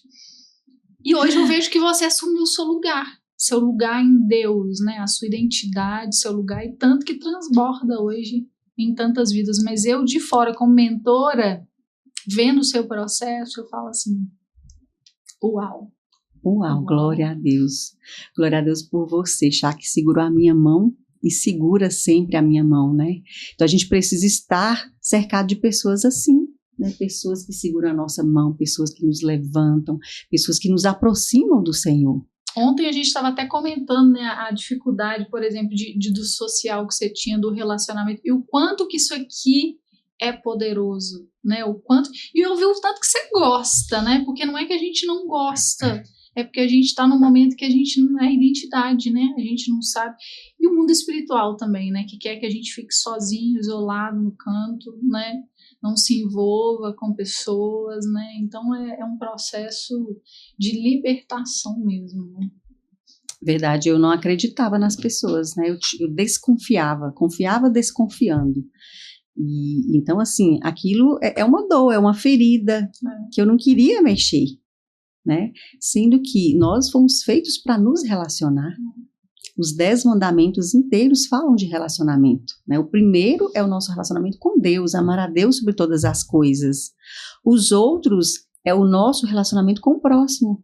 Não matar, não roubar, não furtar. Então, nós fomos feitos para nos relacionar.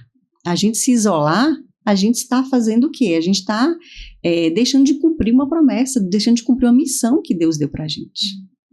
Esse meio de caminho, acredito que a maioria das pessoas, né, que entram numa jornada de transformação, de mudança, passam por isso, que é ter desafios com o social que ela tinha ali de momento, porque às vezes você vai tomar decisões, você vai precisar de mudar hábitos, né, você vai deixar de fazer algumas coisas que aqueles seus amigos ali não vão entender. Sair de algumas mesas, né? Sair de algumas mesas. Então, poxa, eu sou aquele cara que às vezes todo fim de semana eu tô lá, vou comer um lanche ali com um amigo, não, agora eu vou cuidar do meu corpo, eu parei de consumir essa coisa, vou consumir isso aqui, agora eu vou pra academia. Aí você vira um chato, né? Você acaba... agora é assim. Motivo de chacota, né? A gente até falou sobre isso hoje, né? Sobre um movimento lá, e daqui a uns tempos nós vamos falar sobre isso aqui. Né? Que é muito criticado, né, no digital, mas assim, às vezes a gente vai passar por esse tipo de situação, de ter essa rejeição. A gente vai passar. Né? E é por isso que tem gente também que para no meio do caminho, que não suporta a pressão. Eu sempre tomo como base as pessoas da Bíblia. Noé foi criticado, o povo riu da cara dele, né? Mas muito. Depois, quem que entrou na arca? Noé. Né? Então, sempre tem algum personagem da Bíblia que a gente vai se identificar, que passou por um momento difícil, por um momento desafiador, para cumprir a promessa que Deus deu para ele. E o inimigo usa pessoas que são importantes pra gente, que a gente ama, né? Tipo assim, pra que você tá mexendo com isso? Que bobeira, né? Isso não vai dar em nada, tá gastando dinheiro à toa, tá fazendo isso à toa, não vai adiantar. Então a gente fica ali meio assim. Tempo. Sim, tanto que eu contei no primeiro, né? Que se Deus não tivesse me preparado e tivesse falado comigo nesse próprio, eu teria parado nesse meio do caminho. Eu falasse, assim, não, realmente, acho que eu tô ficando doida, vou parar. Mas Deus é tão misericordioso que o inimigo se levanta, mas Deus também ele se levanta para nos falar, olha, não vai para ele, tá falando isso, mas continua onde que eu tô te colocando, né? Então é muito crucial esse meio do caminho aí. E Dani, fala pra gente assim, qual foi o momento que a sua ficha caiu, que alguma coisa tinha mudado em você, né, na sua vida? Como que foi isso? Fala pra gente um pouquinho. Nossa, eu acho que essa pergunta ela é tão forte, sabe, Cris? E como eu falei que eu tomo como base a minha filha mais velha, primogênita, que é a Manu. Maravilhosa. Porque ela viveu todos esses momentos, né? E volta e meia ela fala assim, Mária, porque você não lembra de mamãe antes. Olha, a Isa também. O antes de mamãe, você não lembra, Mari. Então, quando Manu, ela fala assim, mãe, a senhora é a melhor mãe do mundo. Mãe, como é bom ter a senhora como mãe. A senhora é uma mãe diferenciada. A senhora é uma mãe que cuida, a senhora é uma mãe que se importa. Então, eu olho para isso e falo assim, realmente, valeu a pena. Valeu a pena. Ali no meio do caminho, né, eu fiquei perdida, eu fiquei confusa, sem entender se valia a pena, mas eu só precisava ir um pouco mais. E esse um pouco mais me mostrou que valeu a pena. Então, quando eu vejo Manu falando, Mari vem e fala, mamãe, obrigada, a senhora é a melhor mãe do mundo. Eu vejo a sinceridade de coração, eu vejo a gratidão, sabe? Não é qualquer fala melhor mãe do mundo, é de coração, assim, é com muito orgulho, com admiração, sabe? Wagner Mateus também, no dia do meu aniversário, eu cheguei em casa, tinha uma festa preparada para mim, eu não esperava, declarações, Manu fez uma declaração maravilhosa, que eu até coloquei no Instagram, e muita validação, sabe? Não é o resultado, é o resultado, vale a pena a gente investir na gente como mãe, né, como esposa, porque é o ministério que Deus nos deu, a família, né? É o primeiro ministério que Deus nos deu, e quantas vezes a gente deixa esse ministério para cuidar de outras coisas, sendo que é o primeiro ministério que o Senhor nos deu. Então, nesse momento, eu olho e falo assim, realmente teve mudança, teve melhora. E fala pra gente assim, o que você faz hoje para se manter mesmo nessa jornada de, sabe, de ter esse conhecimento, a gente sabe que se você parar e deixar, a coisa você volta para trás, você dá passos para trás, né? Então, como que você se mantém, né, nessa jornada? Primeiro, né, Cris, eu acho que a gente tem que se identificar como um eterno aprendiz. E é isso que eu sou, uma eterna aprendiz. Eu estou sempre buscando, sempre procurando, assim, me cercar de pessoas que também têm a família como um valor, né, que têm a Bíblia, os princípios bíblicos como um valor, sabe? Então, acho que o primeiro ponto é esse, né? É estar sempre ligada a Jesus, buscando essa inspiração do Espírito Santo, porque é Ele que nos capacita todos os dias, né, para cuidar da nossa casa, para cuidar da nossa família, para que eu seja uma mulher sábia que edifica a casa, eu preciso estar conectada ao Senhor. Sim. Eu preciso ter intimidade com o Senhor, né? Eu preciso escutar a voz dele. Tem pessoas que falam, mas como assim você escuta Deus falar, né? Mas a gente escuta, Ele está sempre falando. Às vezes, nosso ouvido é que está tampado. Então, quando o Espírito vem, abre nossos ouvidos e as escamas caem dos nossos olhos, a gente realmente passa a enxergar e a ouvir a voz dele, né? Então, é isso, é estar perto do Senhor, porque Ele se agrada muito com a família. A família é uma instituição muito querida por Deus. Olha só, Noé entrou na arca com a sua família, né? Então, a família é preciosa para Deus e é alvo do inimigo. Então, eu preciso estar conectada com o Senhor a todo momento, é o principal, é estar enraizada no Senhor para continuar. Porque se eu soltar da mão dele, eu me perco facinho, a minha carne é fraca. Eu admiro muito a Dani, assim, porque a Dani é isso mesmo, de ser eterna aprendiz, né? Todos os dias ela está no grupo de oração. Que horas começa o grupo de oração? É o estudo bíblico às 5 horas da manhã. 5 horas. Quantos anos vocês estão nesse estudo bíblico? Já tem 3 anos e meio. 3 anos e meio, de forma constante, ouvindo a Bíblia. Quantos anos você está nesse processo, nessa jornada de desenvolvimento pessoal? Foi em 2019, eu fiz a imersão, né? 2020. 7 anos. 2019, 7 anos. 7 anos. 6 para 7 anos. Então, esteve em todos os resets, 11 resets, esteve em todos os resets. Então, ela é muito humilde, né? Uma eterna aprendiz mesmo, assim, não é da boca para fora, né? E de colocar sempre Jesus em primeiro lugar, você vê, todos os dias, constantemente, tá lá se alimentando do mais importante, alimentando o espírito, que é a coisa mais importante, alimentando as emoções, né? Que às vezes as pessoas confundem, né? Nós somos corpo, alma e espírito. E o corpo, né? Tá aí com o corpo e sempre cuidando do corpo. Então ela é um exemplo pra gente, assim, de realmente de ser essa aprendiz, né? E aproveitando esse gancho que a Dani esteve em todos, gente, todos os resets, desde o primeiro junto com a gente, eu queria te perguntar, primeiro, o que o reset significa para você e quais resets você mais, assim, foi impactado e por quê? Ai, gente, falar de reset para mim é emocionante, porque eu sou da família Reset. Desde o início. Então, quando a Charlene e o Cris idealizaram o Reset, eu já fazia o processo de coach com ela, né? Então, eu acompanhei ali de perto, né?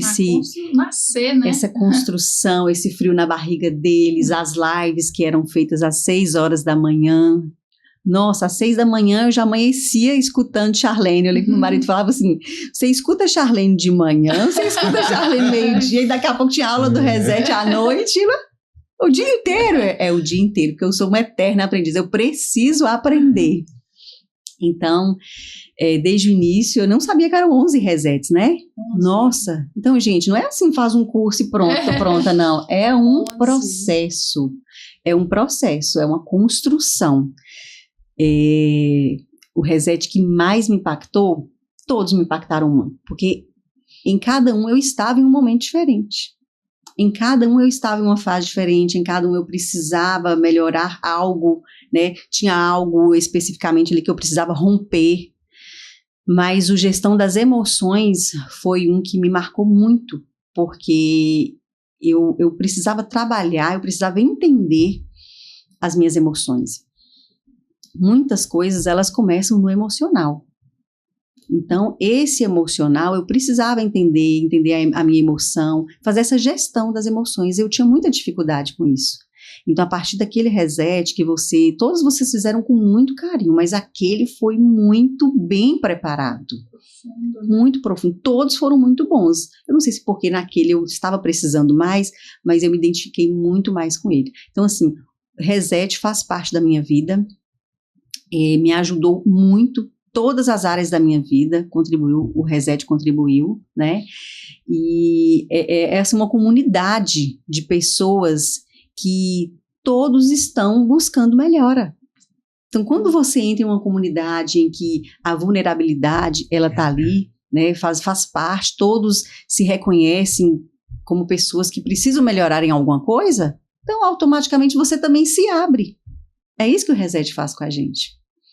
Faz com que a gente abra o nosso coração, que as nossas feridas sejam expostas para que elas sejam curadas.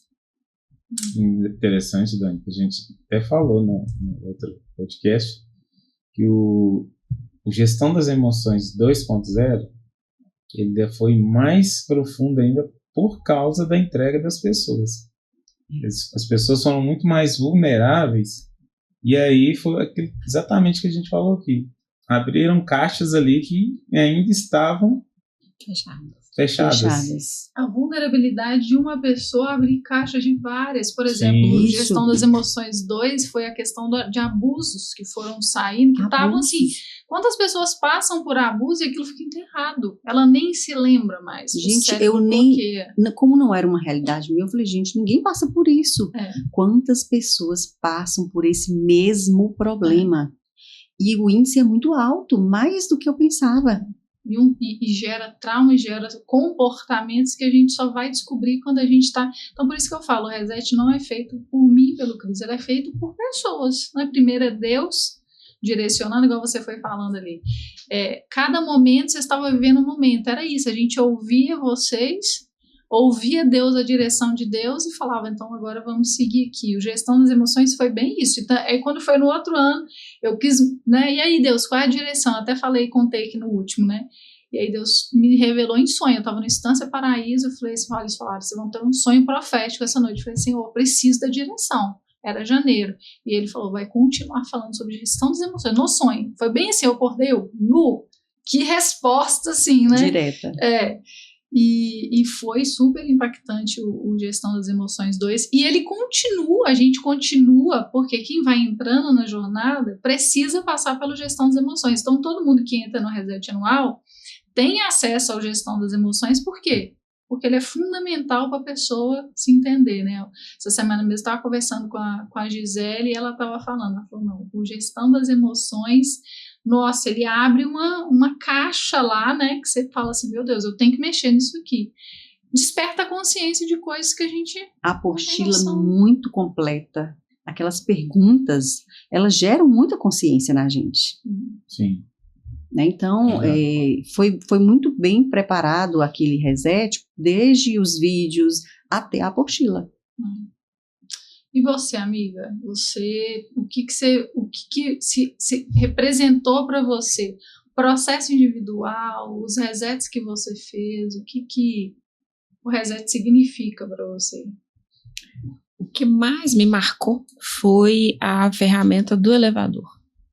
Essa é uma ferramenta que foi um divisor de águas mesmo, de cura interior e de consciência, né, de quem eu sou, né, quando passando por toda a ferramenta, né, do elevador, que eu não vou entrar aqui em detalhes, né, que vocês vão ter que fazer, passar por essa ferramenta, mas entender e olhar para mim e dizer, tá tudo bem, deu tudo certo, né, entender e é por isso a frase, que o seu passado não te determina, porque embora tenha sido muito difícil lá atrás, tenha sido muito doloroso, até mesmo dolorido lá atrás, isso não determina o meu futuro, porque eu hoje consigo construir o meu futuro e não vou deixar que outros façam isso por mim. Então, essa ferramenta foi marcante para mim, um divisor de águas de entender quem eu sou, como eu sou, e que tudo que passou, ficou lá atrás, eu não tenho que carregar tudo aquilo, toda aquela dor, aquela tristeza, e no meu processo recente, né, de relacionamento com Deus, uma das coisas que eu tenho dito a Deus é que eu quero fazer as pazes com o meu passado. Que aquilo que ainda causa dor, aquilo que ainda é estranho, eu quero fazer as pazes, eu quero olhar para trás e dizer, valeu a pena. Foi difícil, mas valeu a pena, eu aprendi, eu cresci. Por isso que o meu passado não me determina. Né? A gente tem que aprender a respeitar a nossa história, né? Porque tudo que a gente vive, ela gera na gente mudança na vida de outras pessoas. Tipo assim, a minha história de dor, né, de perda da minha filha, eu posso usar ela para ajudar outras pessoas a falar, olha, eu consegui passar, sei lá, acho que é a pior dor do mundo, você também consegue. Então, assim, Deus não desperdiça nenhuma dor. Então, por mais que doeu, Deus não quer que ele não tem prazer no nosso sofrimento, mas se a gente permitir, ele usa o nosso sofrimento. Né? Como inspiração para outras pessoas, para mostrar, olha, existe um caminho, né? Existe uma solução. Né? Pode ser demorada, pode ser dolorosa, mas existe uma solução. Né? Acredita, tenha fé. E além de tudo, ele não trabalha com culpa, né? Não. Porque olhar para o passado com culpa não vem do Senhor. Tem que olhar para o passado como aprendizado. Olhar para o passado com culpa, isso é um instrumento do inimigo. Porque a partir do momento que a gente entrega isso para o Senhor, ele joga ali no mar do esquecimento, né? E ele não vai jogar na nossa cara, nunca. Então, o nosso passado tem que ser sempre um instrumento de aprendizado, para nós e para os outros.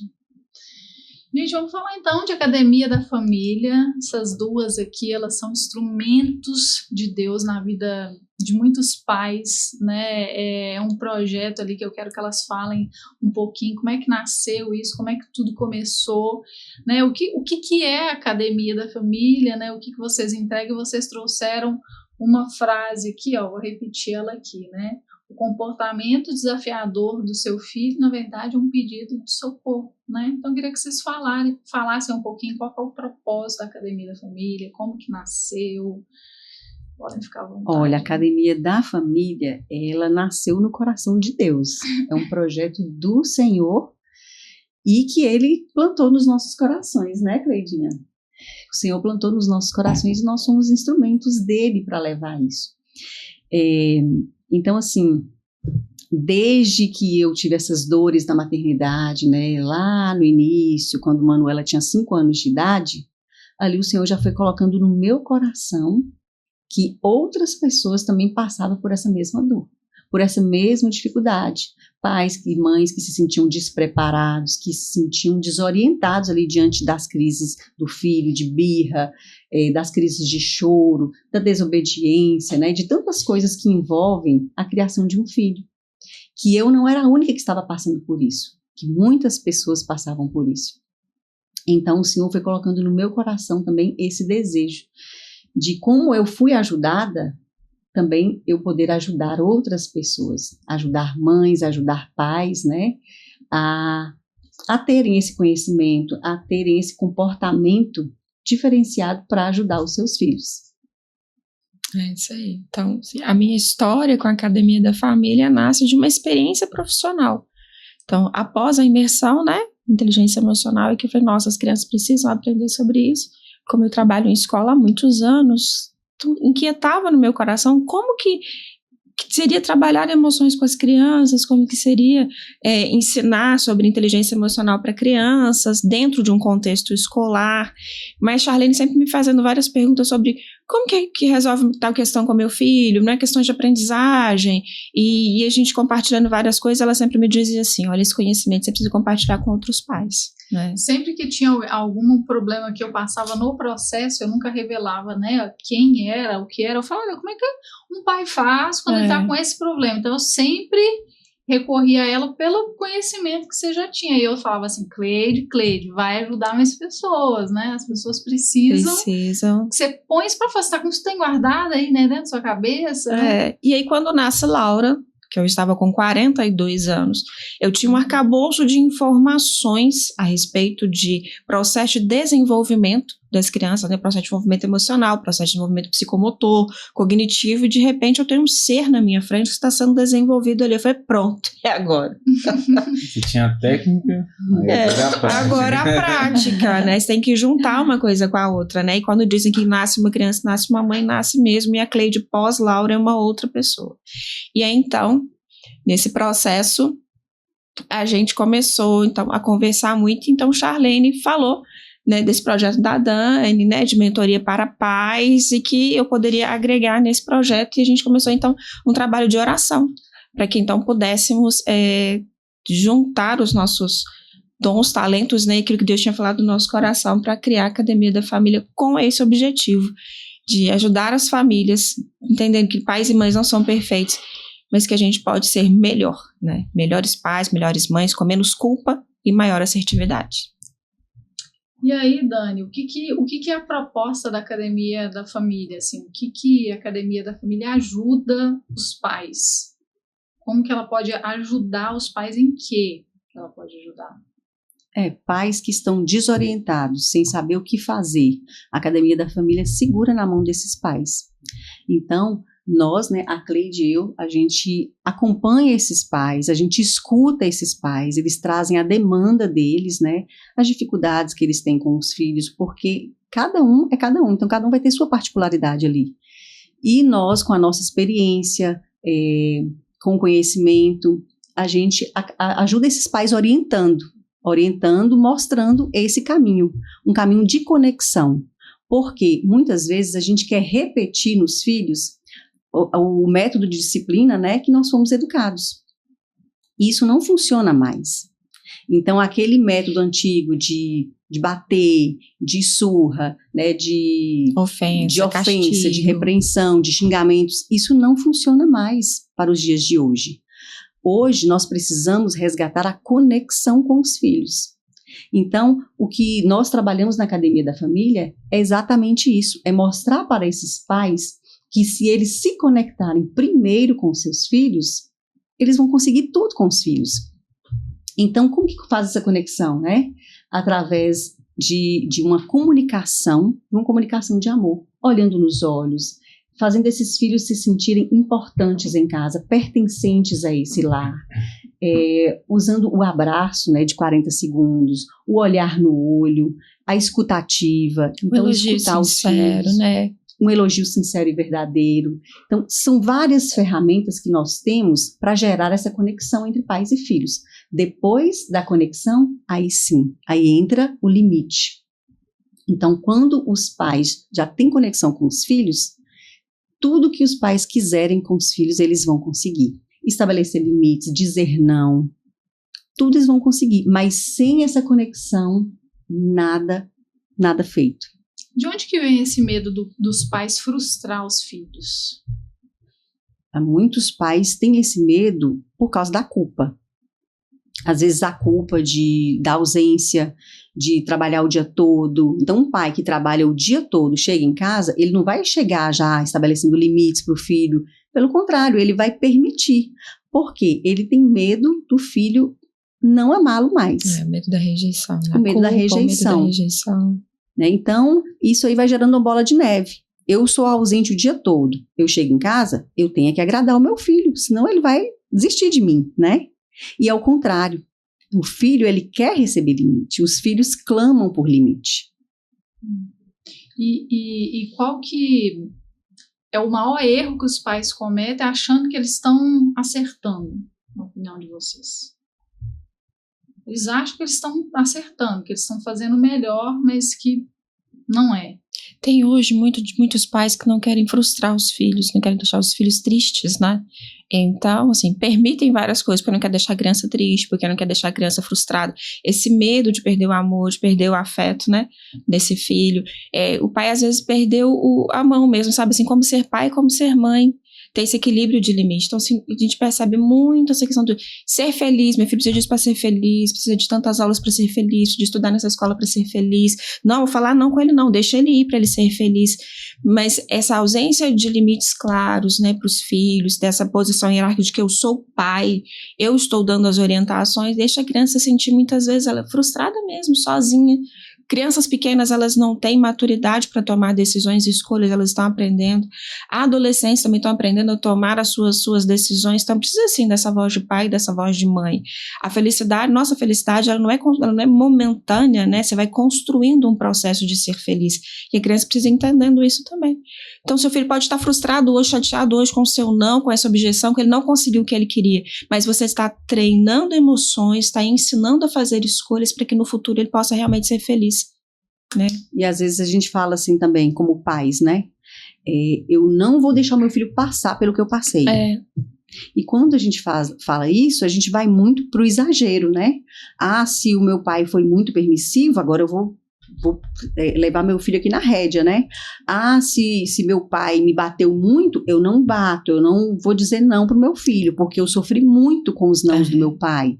Então a gente leva muito, o desconhecimento, o despreparo dos pais, leva muito para esse lado, do exagero, né? O do 8 e do 80. Então isso aí também, os pais às vezes acham que estão acertando, mas estão errando. E essa coisa também de achar que eu estou trabalhando o dia todo para dar o melhor para os filhos. Muitos vivem nessa condição hoje, né? Quanto mais eu trabalhar, né? Eu vou oferecer o melhor para os meus filhos, porque o que eu não tinha quando eu era criança, eu passei muita vontade. Eu não quero que o meu filho passe vontade. Então eu vou trabalhar para dar para ela as bonecas que ela quer, o vestido que ela quer, a sandália que ela quer. Então preocupa muito com coisas, mas o essencial, que é a presença, que é o afeto, fica esquecido, né? Então muitos pais também erram nesse sentido.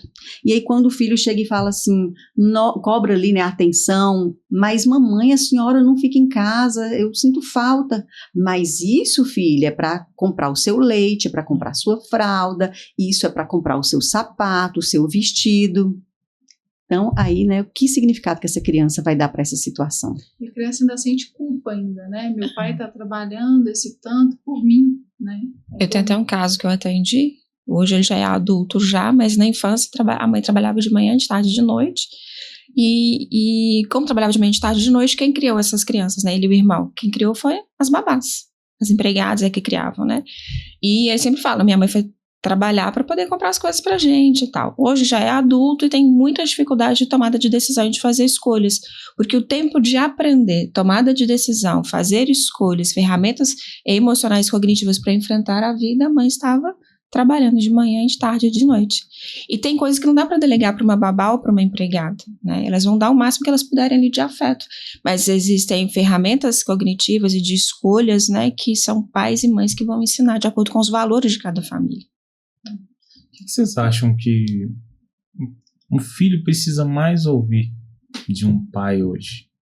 Os pais, cada pai acha que seu filho precisa ouvir isso e isso, mas vocês como profissionais da área, né? O que vocês acham que um filho mais precisa ouvir de um pai hoje? Eu acho que não é tanto ouvir, mas ele precisa perceber, ele precisa sentir ali no comportamento dos pais que ele é amado, que ele é importante, que ele faz parte daquela família, que ele é integrante daquela casa. Então ele precisa perceber, por exemplo, se eu coloco a mesa lá em casa, eu coloco, né, o lugar de cada um, 5 lugares. Cada um chega e toma seu lugar. Então isso aí é uma coisa simples, mas o filho se sente pertencente. Tem um lugar aqui para mim. Quando o Manu chega contando uma coisa para mim, né, as histórias longas, eu paro e vou olhar no olho dela. ela se sente importante. Se sente amado. Se sente amado. Então, é o filho sentir diante do meu comportamento. Por quê? Porque se eu simplesmente falar eu te amo, eu posso falar, mas eu posso não demonstrar isso. Então é o que eu demonstro. Eu te amo na tela, né? Tô ali rolando a tela e falo, eu te amo. Nossa, é importante, mas tô ali rolando a tela. Né? Opa. Peraí, fala que eu tô te ouvindo. E todos nós passamos por isso, né? Então nós vamos aproveitar esse tempo aqui, porque eu quero fazer mais perguntas para vocês sobre essa criação de filhos, sobre como vocês podem ajudar os pais, porque muitas vezes os pais ficam perdidos, sem saber para onde vão, o que está acontecendo. O que um comportamento, vocês falaram na frase, né, que muitas vezes o comportamento é um pedido de socorro. O que você acha que às vezes os filhos estão fazendo birra? O que o filho está querendo dizer com o pai ali, como birra? Você já contou um pouco aí, né? O que você passou na sua história que você viu assim e falou assim, tem alguma coisa que precisa de atenção aqui. Porque uma birra, né, vez ou outra, é comum de acontecer. Mas todos os dias a criança tem episódios de birra, chorar a noite inteira, a desobediência, isso não é comum. Então ali a criança está fazendo um pedido de socorro, né? Ela está clamando ali por pai, mãe, olha para mim, né? Me ajuda porque eu não estou conseguindo conter aqui as minhas emoções, eu não estou entendendo o que está acontecendo comigo.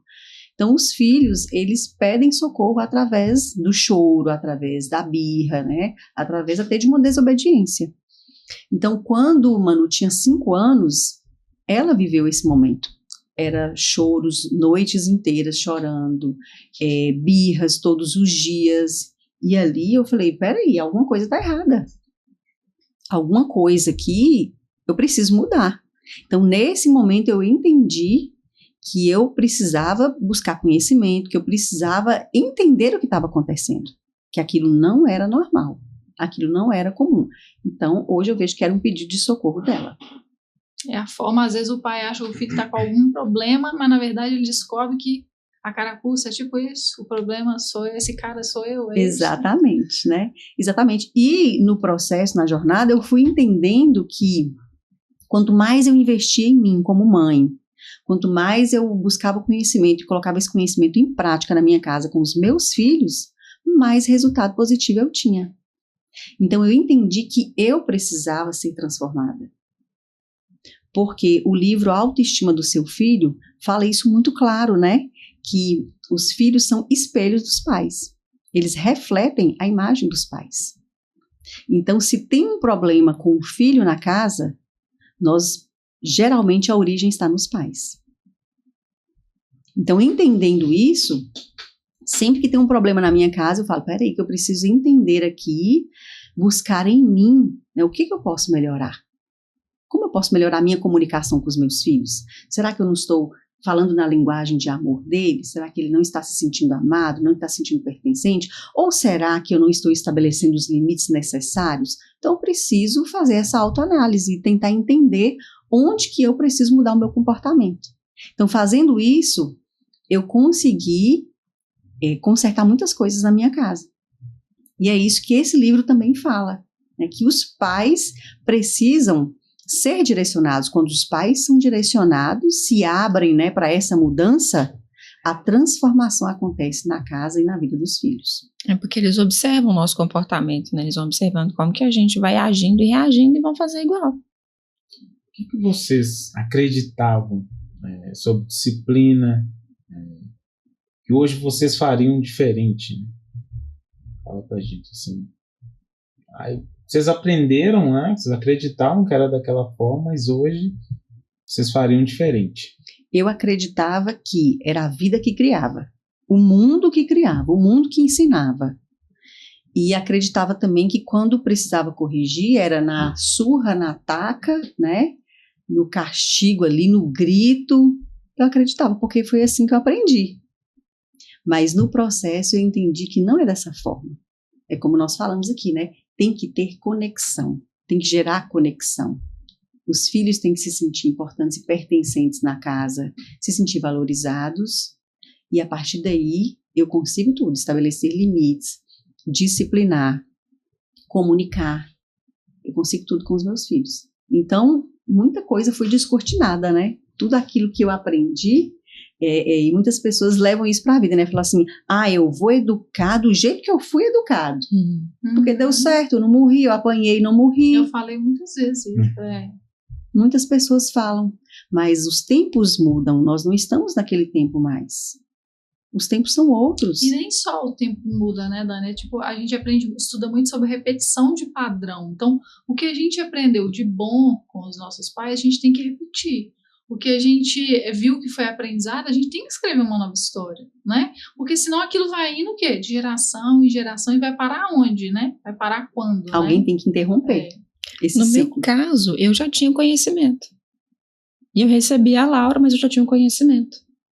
Eu já conhecia, mas como que se faz isso? Uma coisa é você ler no livro, outra coisa é você ouvir um podcast, outra coisa é você ouvir uma palestra, mas não no dia a dia, o que você faz?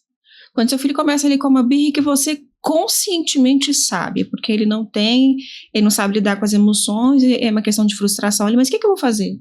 Eu vou bater como eu apanhava? Não, eu sei que bater não vai gerar uma consciência, então o que vai fazer? Então eu fiquei nessa do como fazer.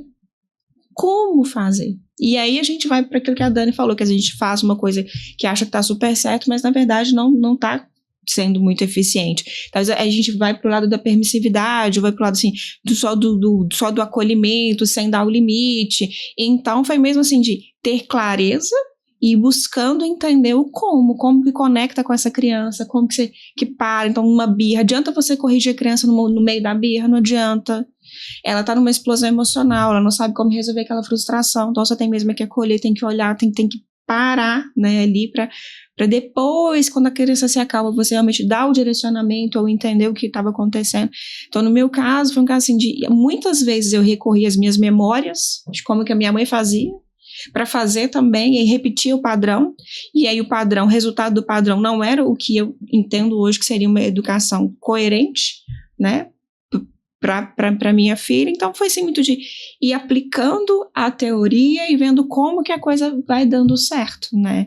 E aí, como a Dani falou, a gente vê hoje resultados, né? Então a gente vai entender o processo de desenvolvimento da criança, entender a idade em que ela tem, entender que a criança até os 3 anos ela é só emocional, ela não tem cognitivo, ela não tem razão ali, né? A razão não está funcionando, porque o cérebro, a gente nasce com o cérebro só com o lado emocional desenvolvido, não sabe denominar emoções, e aí bater vai resolver, deixar chorar vai resolver. Se ficar chorando o tempo inteiro, vai parar de chorar sozinho? Para, porque entende que ninguém vai estar ali por ele.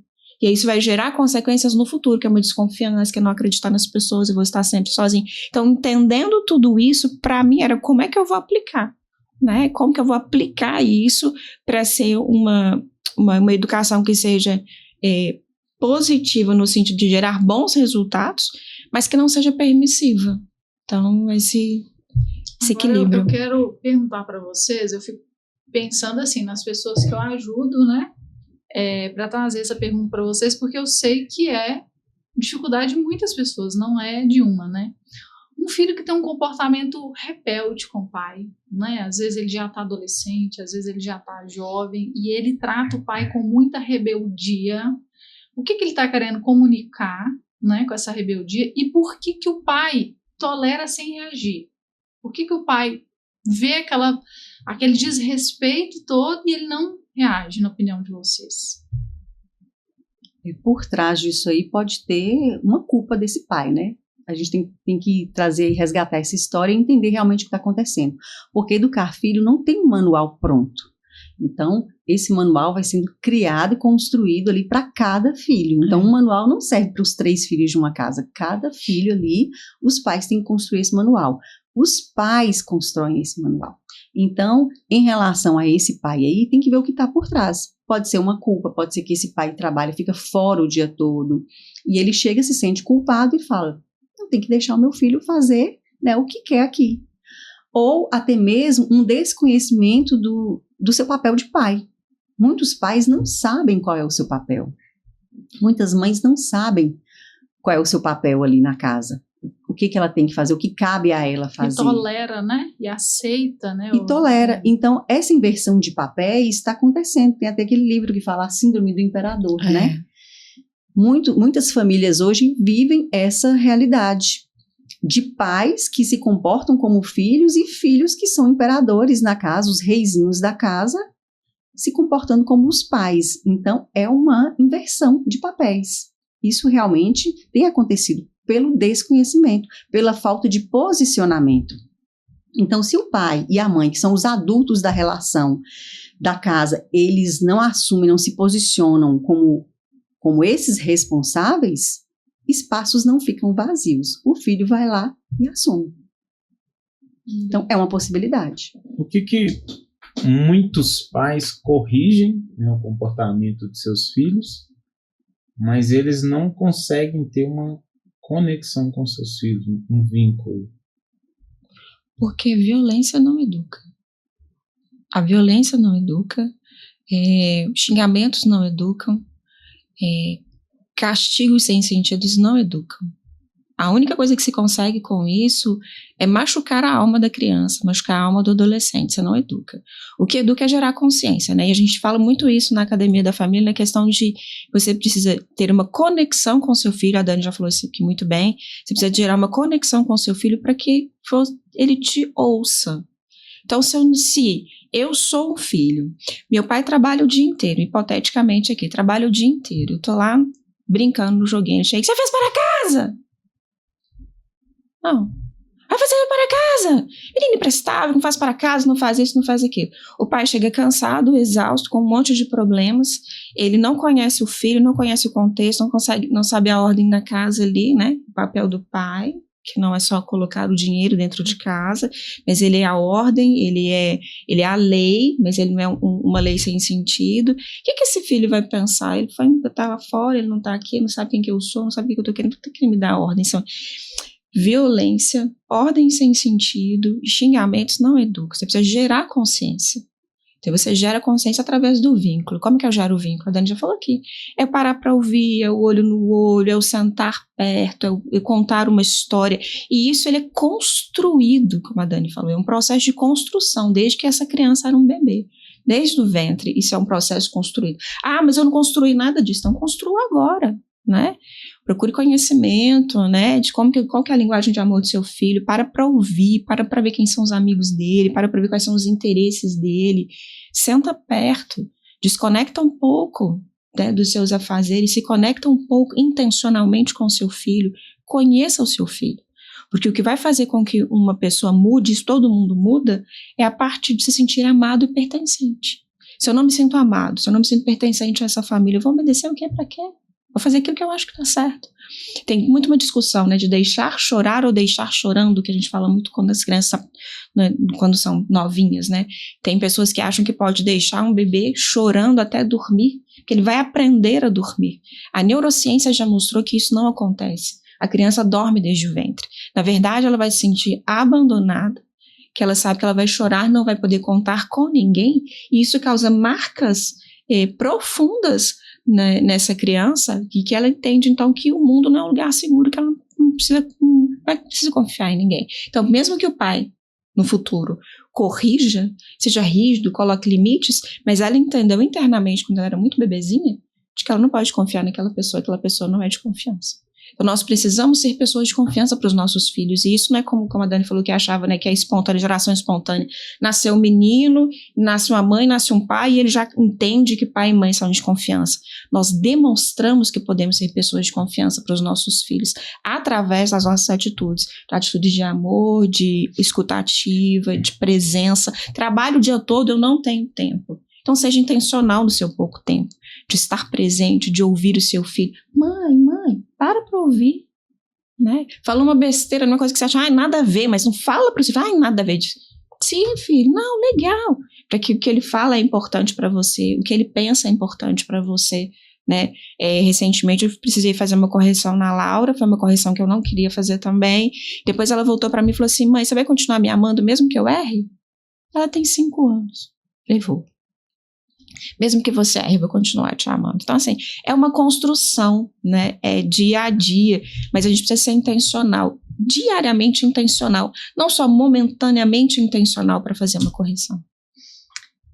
A gente vem conversando, a Cleide trabalha, né, no ambiente escolar, então né, ouve muitos pais, vê muitas histórias, muitos diagnósticos ali, né, e que realmente tem, né, diagnósticos mesmos, só que a gente estava falando sobre isso, né, hoje, às vezes o pai quer ter um diagnóstico, vocês acreditam nisso, que não tenha, tá, gente, deixar isso aqui bem claro, tem diagnóstico, realmente tem, mas às vezes o pai quer ter um diagnóstico, para ele entender que não tem nada que ele possa fazer ele pessoalmente e que ele pode arrumar alguém que resolva aquele problema, um remédio. Vocês acreditam nisso? Que o pai ele tem buscado isso assim de forma inconsciente, não é nem consciente. Ele faz isso, sabe? Na melhor das, tipo assim, ai, graças a Deus, entendi o problema do meu filho, não sou eu. A frase que eu disse aqui, né? Se você quer transformar um filho, transforme primeiro os pais. Então, não é todo mundo que abraça essa causa. Nem todos os pais estão dispostos a serem transformados. É muito mais fácil eu entregar o meu filho para alguém transformar ele para mim. É muito mais fácil. Eu entregar meu filho para que alguém faça esse processo, sendo que eu poderia fazer. Eu não estou generalizando, como a Charlene já falou muito bem, mas muitos livros nos mostram que os filhos são espelhos. Se eu transformo a minha vida como mãe, automaticamente vai respingar na vida dos meus filhos. Então, nem todos os pais estão dispostos. É um preço que a gente escolhe pagar ou não. Escolhas exigem renúncias. E você teve essa renúncia, né, Dani? Assim, eu queria que você falasse um pouquinho, né? Você já falou um pouco, mas tipo assim... porque às vezes a gente fala assim, na minha realidade não dá, né, eu trabalho muito, não tem jeito, mas trabalha muito porque às vezes é uma decisão, tem pessoas que realmente não têm essa opção, né, porque ela precisa, às vezes ela sozinha, ela precisa trabalhar, mas às vezes até a intenção, tanto que ela trabalha, é uma decisão, né? Exatamente. Eu queria que você falasse um pouquinho assim, porque às vezes a gente põe muito valor, a gente fala muito de sucesso, de sonhos, de conquistas, a gente defende isso aqui. Só que eu acho que uma das maiores conquistas que a gente tem, acho não, né? É ver os nossos filhos fluírem, né, Dani? Assim, e você abriu mão da sua vida, assim, profissional por um momento, né? Para dedicar isso, né? Exatamente. E esse conceito de sucesso, ele é muito distorcido. Porque o sucesso, por muito tempo, ele tem sido atribuído à área profissional. Então, o seu... trabalho bastante, ganho muito dinheiro, né? O profissional e o financeiro junto. Então, se eu trabalho muito, ganho muito dinheiro, eu sou uma mulher de sucesso. E muitas mulheres estão em busca dessa vida, muitas mulheres estão em busca desse sucesso. Mas, na verdade, não é isso. Não tem sucesso maior do que você ver a sua família feliz, do que você ver os seus filhos felizes, do que você entender que você está cumprindo o seu papel de mãe, né, a sua missão como esposa, e que você está cumprindo ali o propósito de Deus na sua vida e na vida das pessoas. Então foi isso que Deus colocou para mim. Esse sucesso é que eu quero para você, né? É o sucesso de você olhar para a sua família como esse primeiro ministério. Então, eu tive a opção, né, como eu falo, de colocar minha bolsa aqui do lado e sair todos os dias de manhã, ir trabalhar e voltar à noite. Quem não está em casa não vê problema. Então, eu ia chegar em casa... É mais fácil. É mais fácil. Quem está em casa, quem não está em casa não vê problema. Então, será que muitas pessoas não estão fugindo dos problemas de educar os filhos? Eu vivi isso no início, mas inconsciente.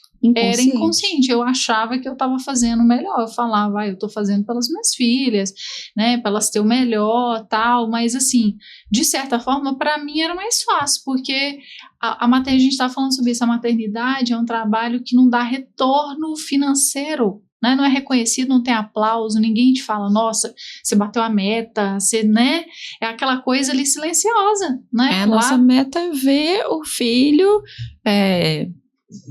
cumprindo aquilo que a gente imaginou que ele poderia ser, né? Uma pessoa de bem, mas uma pessoa às vezes educada. É só a longo prazo. A longo prazo. Né? Naquele meio do caminho ali, não acontece. Não tem aplauso. Na hora que ele faz uma birra, na hora que tem um comportamento. Porque na hora que ele tem um comportamento que socialmente não seria aceitável naquela hora, né? Ou que ele tem um baixo rendimento na escola, ou que ele tem uma resposta mais rebelde, todo o processo que a gente tem feito como mãe fica ali em xeque, né? Que era a mãe desse menino. né? Então, não é realmente tão visível assim esses resultados da maternidade. Por isso precisa ser intencional, né? Tem que ser intencional. Então, muitas pessoas não vão escolher essa parte, né? Não vão escolher essa parte, porque vão se apegar a essa narrativa de que, eu prefiro o sucesso. E são escolhas mesmo que nós fazemos na nossa vida. E às vezes nem é que prefere o sucesso, às vezes ela justifica, porque as nossas decisões são na razão, e a gente justifica ali na emoção. Às vezes ela fala assim, eu tô fazendo isso aqui pelo meu filho, ele precisa de, né, que eu dê a melhor escola, as melhores terapias, as melhores, eu preciso que ele, né, que ele tenha isso aqui, então eu não posso parar, sendo que às vezes o filho queria comer arroz com ovo e ter mãe e pai em casa, mais presente, Exatamente. Então, a gente vê aí esse crescimento de diagnósticos, né? As escolas estão lotadas, a Cleide vai saber falar isso melhor do que eu. As escolas estão lotadas de crianças com diagnósticos. E será que essas crianças não estão colocando isso na sua identidade, né? Eu tenho um problema. Eu sou uma criança incapaz. Eu sou uma criança problemática. Será que isso não vai interferir no futuro dessas crianças? Né? Então, elas já se olham com aquilo que, né, é algo ali que ela precisa desenvolver, né? Tipo assim, às vezes, todos nós, gente, temos dificuldade, e principalmente no nosso perfil, de coisas que, né, a gente poderia ter algum diagnóstico. Eu teria vários diagnósticos, assim, não estou falando que não tem, tá, gente? Deixa isso bem claro. Mas eu falo que quando isso entra na identidade da criança, né, quando isso entra e a criança fala assim, eu sou isso, então ela já se vê inferior, incapaz, a mais. A gente já lida com isso, rejeição natural. Imagina você lidando com um diagnóstico e sendo tratado como uma pessoa. Todo assim, comportamento ali inadequado da criança vai atribuir aquele diagnóstico, né? Mas é porque ela tem isso. Então, você vai normalizando alguns comportamentos e a criança vai carregando aquele diagnóstico como uma muleta. Então, ela vai escorar naquele diagnóstico para tudo na vida dela. Todo insucesso que ela tiver é porque eu tenho esse problema. Eu não consegui conquistar tal coisa, é porque eu tenho esse problema. É fato, assim, de que um pai presente, né, dentro de uma família é determinante para o futuro, né, dos seus filhos. Queria que vocês falassem um pouco o que pode causar tanto essa presença do pai quanto a ausência dele. E não só a ausência física, né, mas às vezes pela ausência daquele pai ali que está no local, mas não está presente no local, né?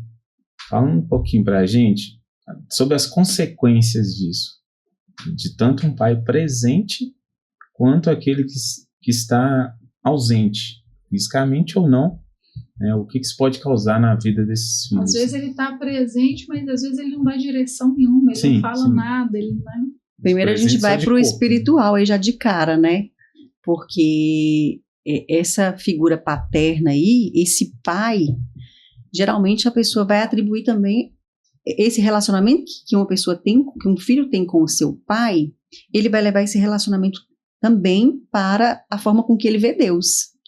Então, a forma com que ele se relaciona com o seu pai vai respingar na forma com que ele se relaciona com Deus. Então, isso é muito sério, né?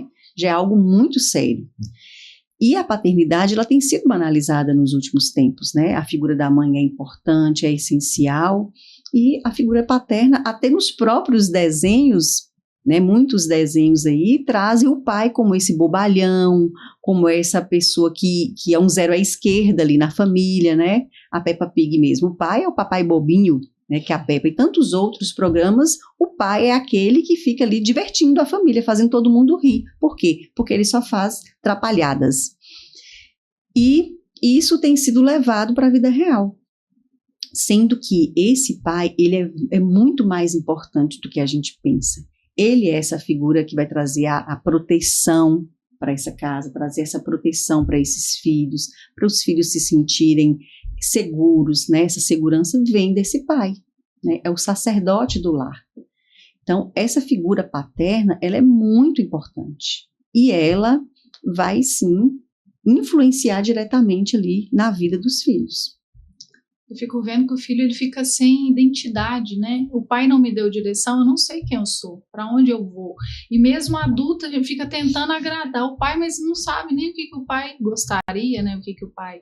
Então eu percebo que a criança, o adulto, a criança vem junto com o adulto, né? Continua perdida, né? E aí a pessoa não tive pai, ela precisa, é isso que você falou, né? Primeiro é ressignificar em Deus, Deus Pai, ela tem um pai, né? Mesmo que o pai terreno falhou, ela tem que se apegar, né, nessa ao Pai do céu. Na psicanálise, a mãe é cuidado e o pai é lei, né? O pai é a orientação, o pai é a lei na psicanálise. Então, na estrutura mental das pessoas, então, essa mãe é esse cuidado, eu vou cuidar, é a alimentação, é a roupa, é o organizar a casa, e o pai é essa lei que empurra para frente. Então, essa presença masculina que empurra para frente, que mostra que você dá conta, você é capaz, você pode. Então, quando você tem um pai ali, que a criança tá brincando, ele tá ali rolando tela, a sensação dessa criança é de quê? De abandono. A gente tem falado muito isso nas nossas lives, na Academia da Família, que deixar na tela é abandonar. Tem uma sensação de abandono, uma sensação de falta da proteção, né? O pai é essa figura protetora. A Laura tem umas figuras muito interessantes. Quando tem uma chuva muito forte é o papai. A chuva mais ou menos é a mamãe. E a chuva fraquinha é a chuva filhinha.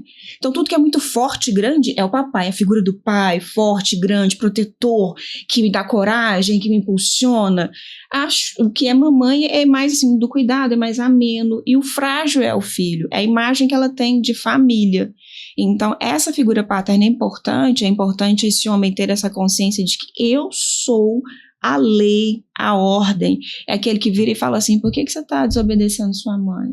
A regra da casa é essa, na hora de fazer. É aquele que diz assim, não, peraí, vamos sentar aqui e vamos ver o que aconteceu de errado aqui, ó. Já conversou com sua mãe, não já? Então, peraí, vamos sentar aqui. O que deu errado? Ó, isso aqui tá certo, isso aqui tá errado, vamos fazer diferente aqui, ó. Mas de postura mesmo, de estar perto, de parar para ouvir também. Não quer dizer que o pai tem que ser grosseirão, não, ele para, pai de menina para ser grosseiro. O jeito que você trata a sua esposa é o que a sua filha vai esperar de um marido. Então a maneira como você lida com a sua casa está ensinando para sua filha o que esperar de um marido e que escolhas ela vai fazer. E da mesma forma de um filho, ele vê ali no pai a figura do que ele tem que ser para a esposa nos relacionamentos. Então, se você tem um relacionamento conturbado com a sua esposa, os seus filhos vão entender que isso é normal. E aí que a gente precisa entender esse papel dessa paternidade, que ela é muito além de só ter o nome de pai ou de ser o que está ali dentro como o provedor, né? Tem que se posicionar, Tem que se posicionar, ele é provedor emocional, ele é provedor espiritual e ele é provedor também financeiro. Então, assim, é um papel extremamente importante e delicado que precisa ser assumido. A gente sabe que hoje tem muitos casais que se divorciam e os meninos não têm uma referência de pai. Então, você pode buscar ajuda para essa referência de pais, pode pegar a Bíblia como vários pais, como Deus é o seu pai, como que Deus lida conosco, né? É uma excelente referência para assumir esse papel, essa paternidade, né?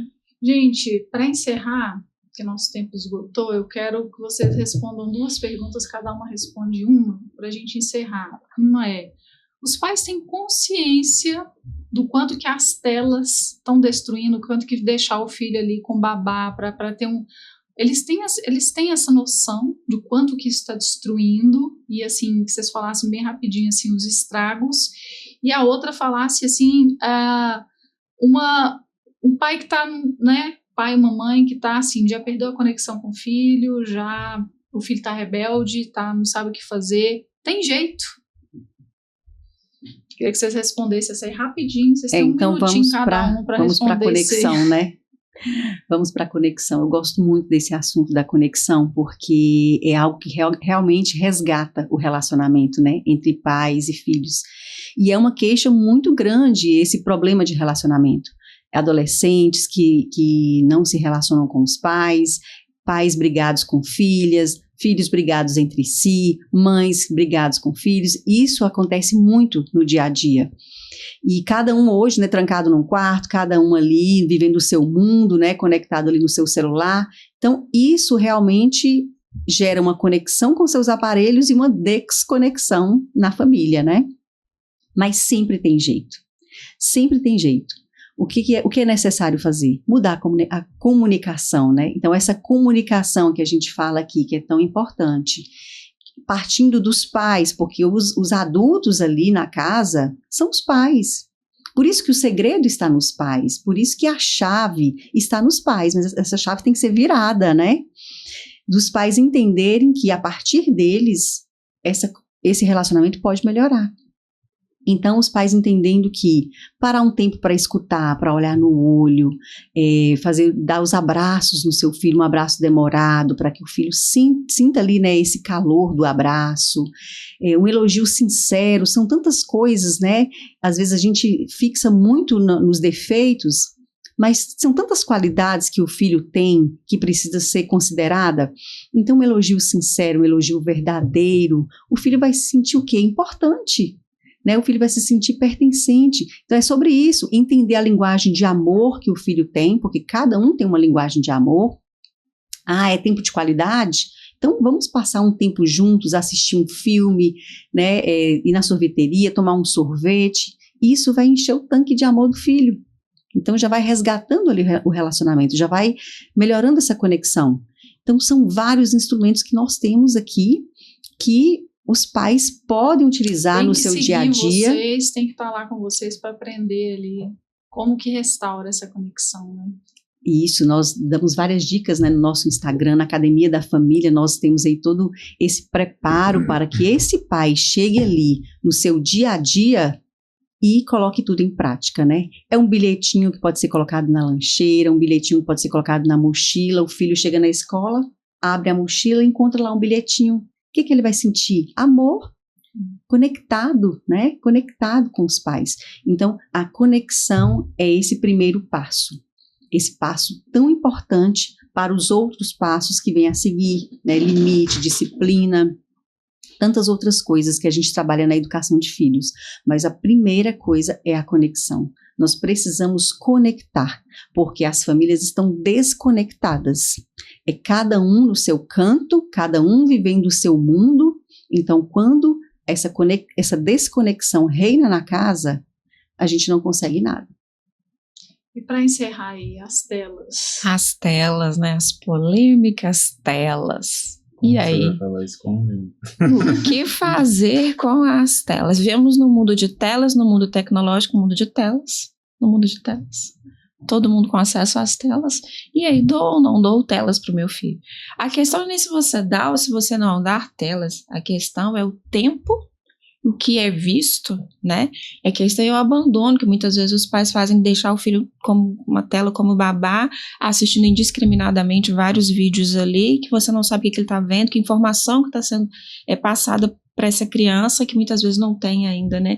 Fazer um juízo de valor, cabe, não cabe, tá certo, tá errado, e o cérebro vai recebendo, o cérebro ele é receptor, então ele vai recebendo. Então se eu tenho um bebê que está assistindo vídeos, né, a gente vê muito em restaurante já, né, para os pais comerem, as crianças estão ali assistindo vários vídeos, ela está, como você disse, conectada com o vídeo, desconectada da família, desconectada de um passeio que seria em família, está conectada com o vídeo para dar o quê? Sossego aos pais para que eles possam se alimentar. Então a gente tem ali uma quebra de vínculo. Então telas têm várias implicações. Nós temos implicações neurológicas, que é a questão do excesso de telas, da luz, da cor, da velocidade, que vai viciar esse cérebro então numa dopamina, que é uma dopamina que é muito rápida. Então a criança está viciada ali naquela dopamina rápida dos vídeos, né, uma sensação de bem-estar rápida, que sempre vai querer um bem-estar muito rápido, e quando tiver que esperar, não sei esperar, não sabe esperar, não tolera frustração. E a gente tem também a questão das informações que são passadas. Então, se um pai abandona seu filho com as telas sem observar o que ele está assistindo, ele vai aprender coisas que não são para a idade dele ou aprender de forma distorcida.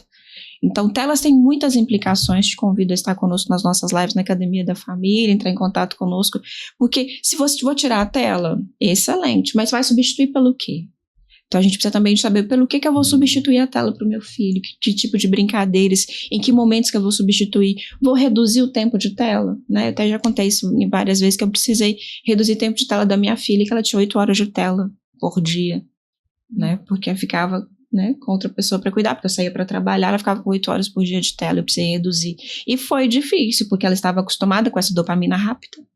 Então eu fui reduzindo o tempo de E aí que vem tela. as birras, as crises e não sabe As que é uma birras. consequência, né? Atitudes impulsivas, os gritos, a rebeldia, não tolerar a frustração, e você tem que substituir por outra coisa, substituir por um brinquedo, por uma brincadeira e principalmente por presença. Então, telas é um tema que a gente podia fazer só um podcast sobre telas. Nós temos que fazer né? outro podcast, porque eu tô com um monte de pergunta ainda, nosso tempo acabou, porque realmente é um universo muito profundo, né? Mais uma vez, quero agradecer vocês, muito obrigada, já vamos marcar o próximo, porque esse assunto me estende. Obrigada, viu, gente? Obrigada a vocês. Obrigado, Cleide, obrigado, Dani. Foi muito bom esse tempo com vocês e teremos o próximo. Eu que agradeço, gente. Muito obrigada, Chá. Muito obrigada, Cris, pelo convite. Obrigada, Cleidinha, pela parceria. Estamos juntas aí Estamos juntas. na Academia da Família, né? Segurando na mão dos pais, das mães, para que as famílias continuem aí, né? Seguindo nos caminhos do Senhor e sendo essa instituição tão querida por Deus. Amém.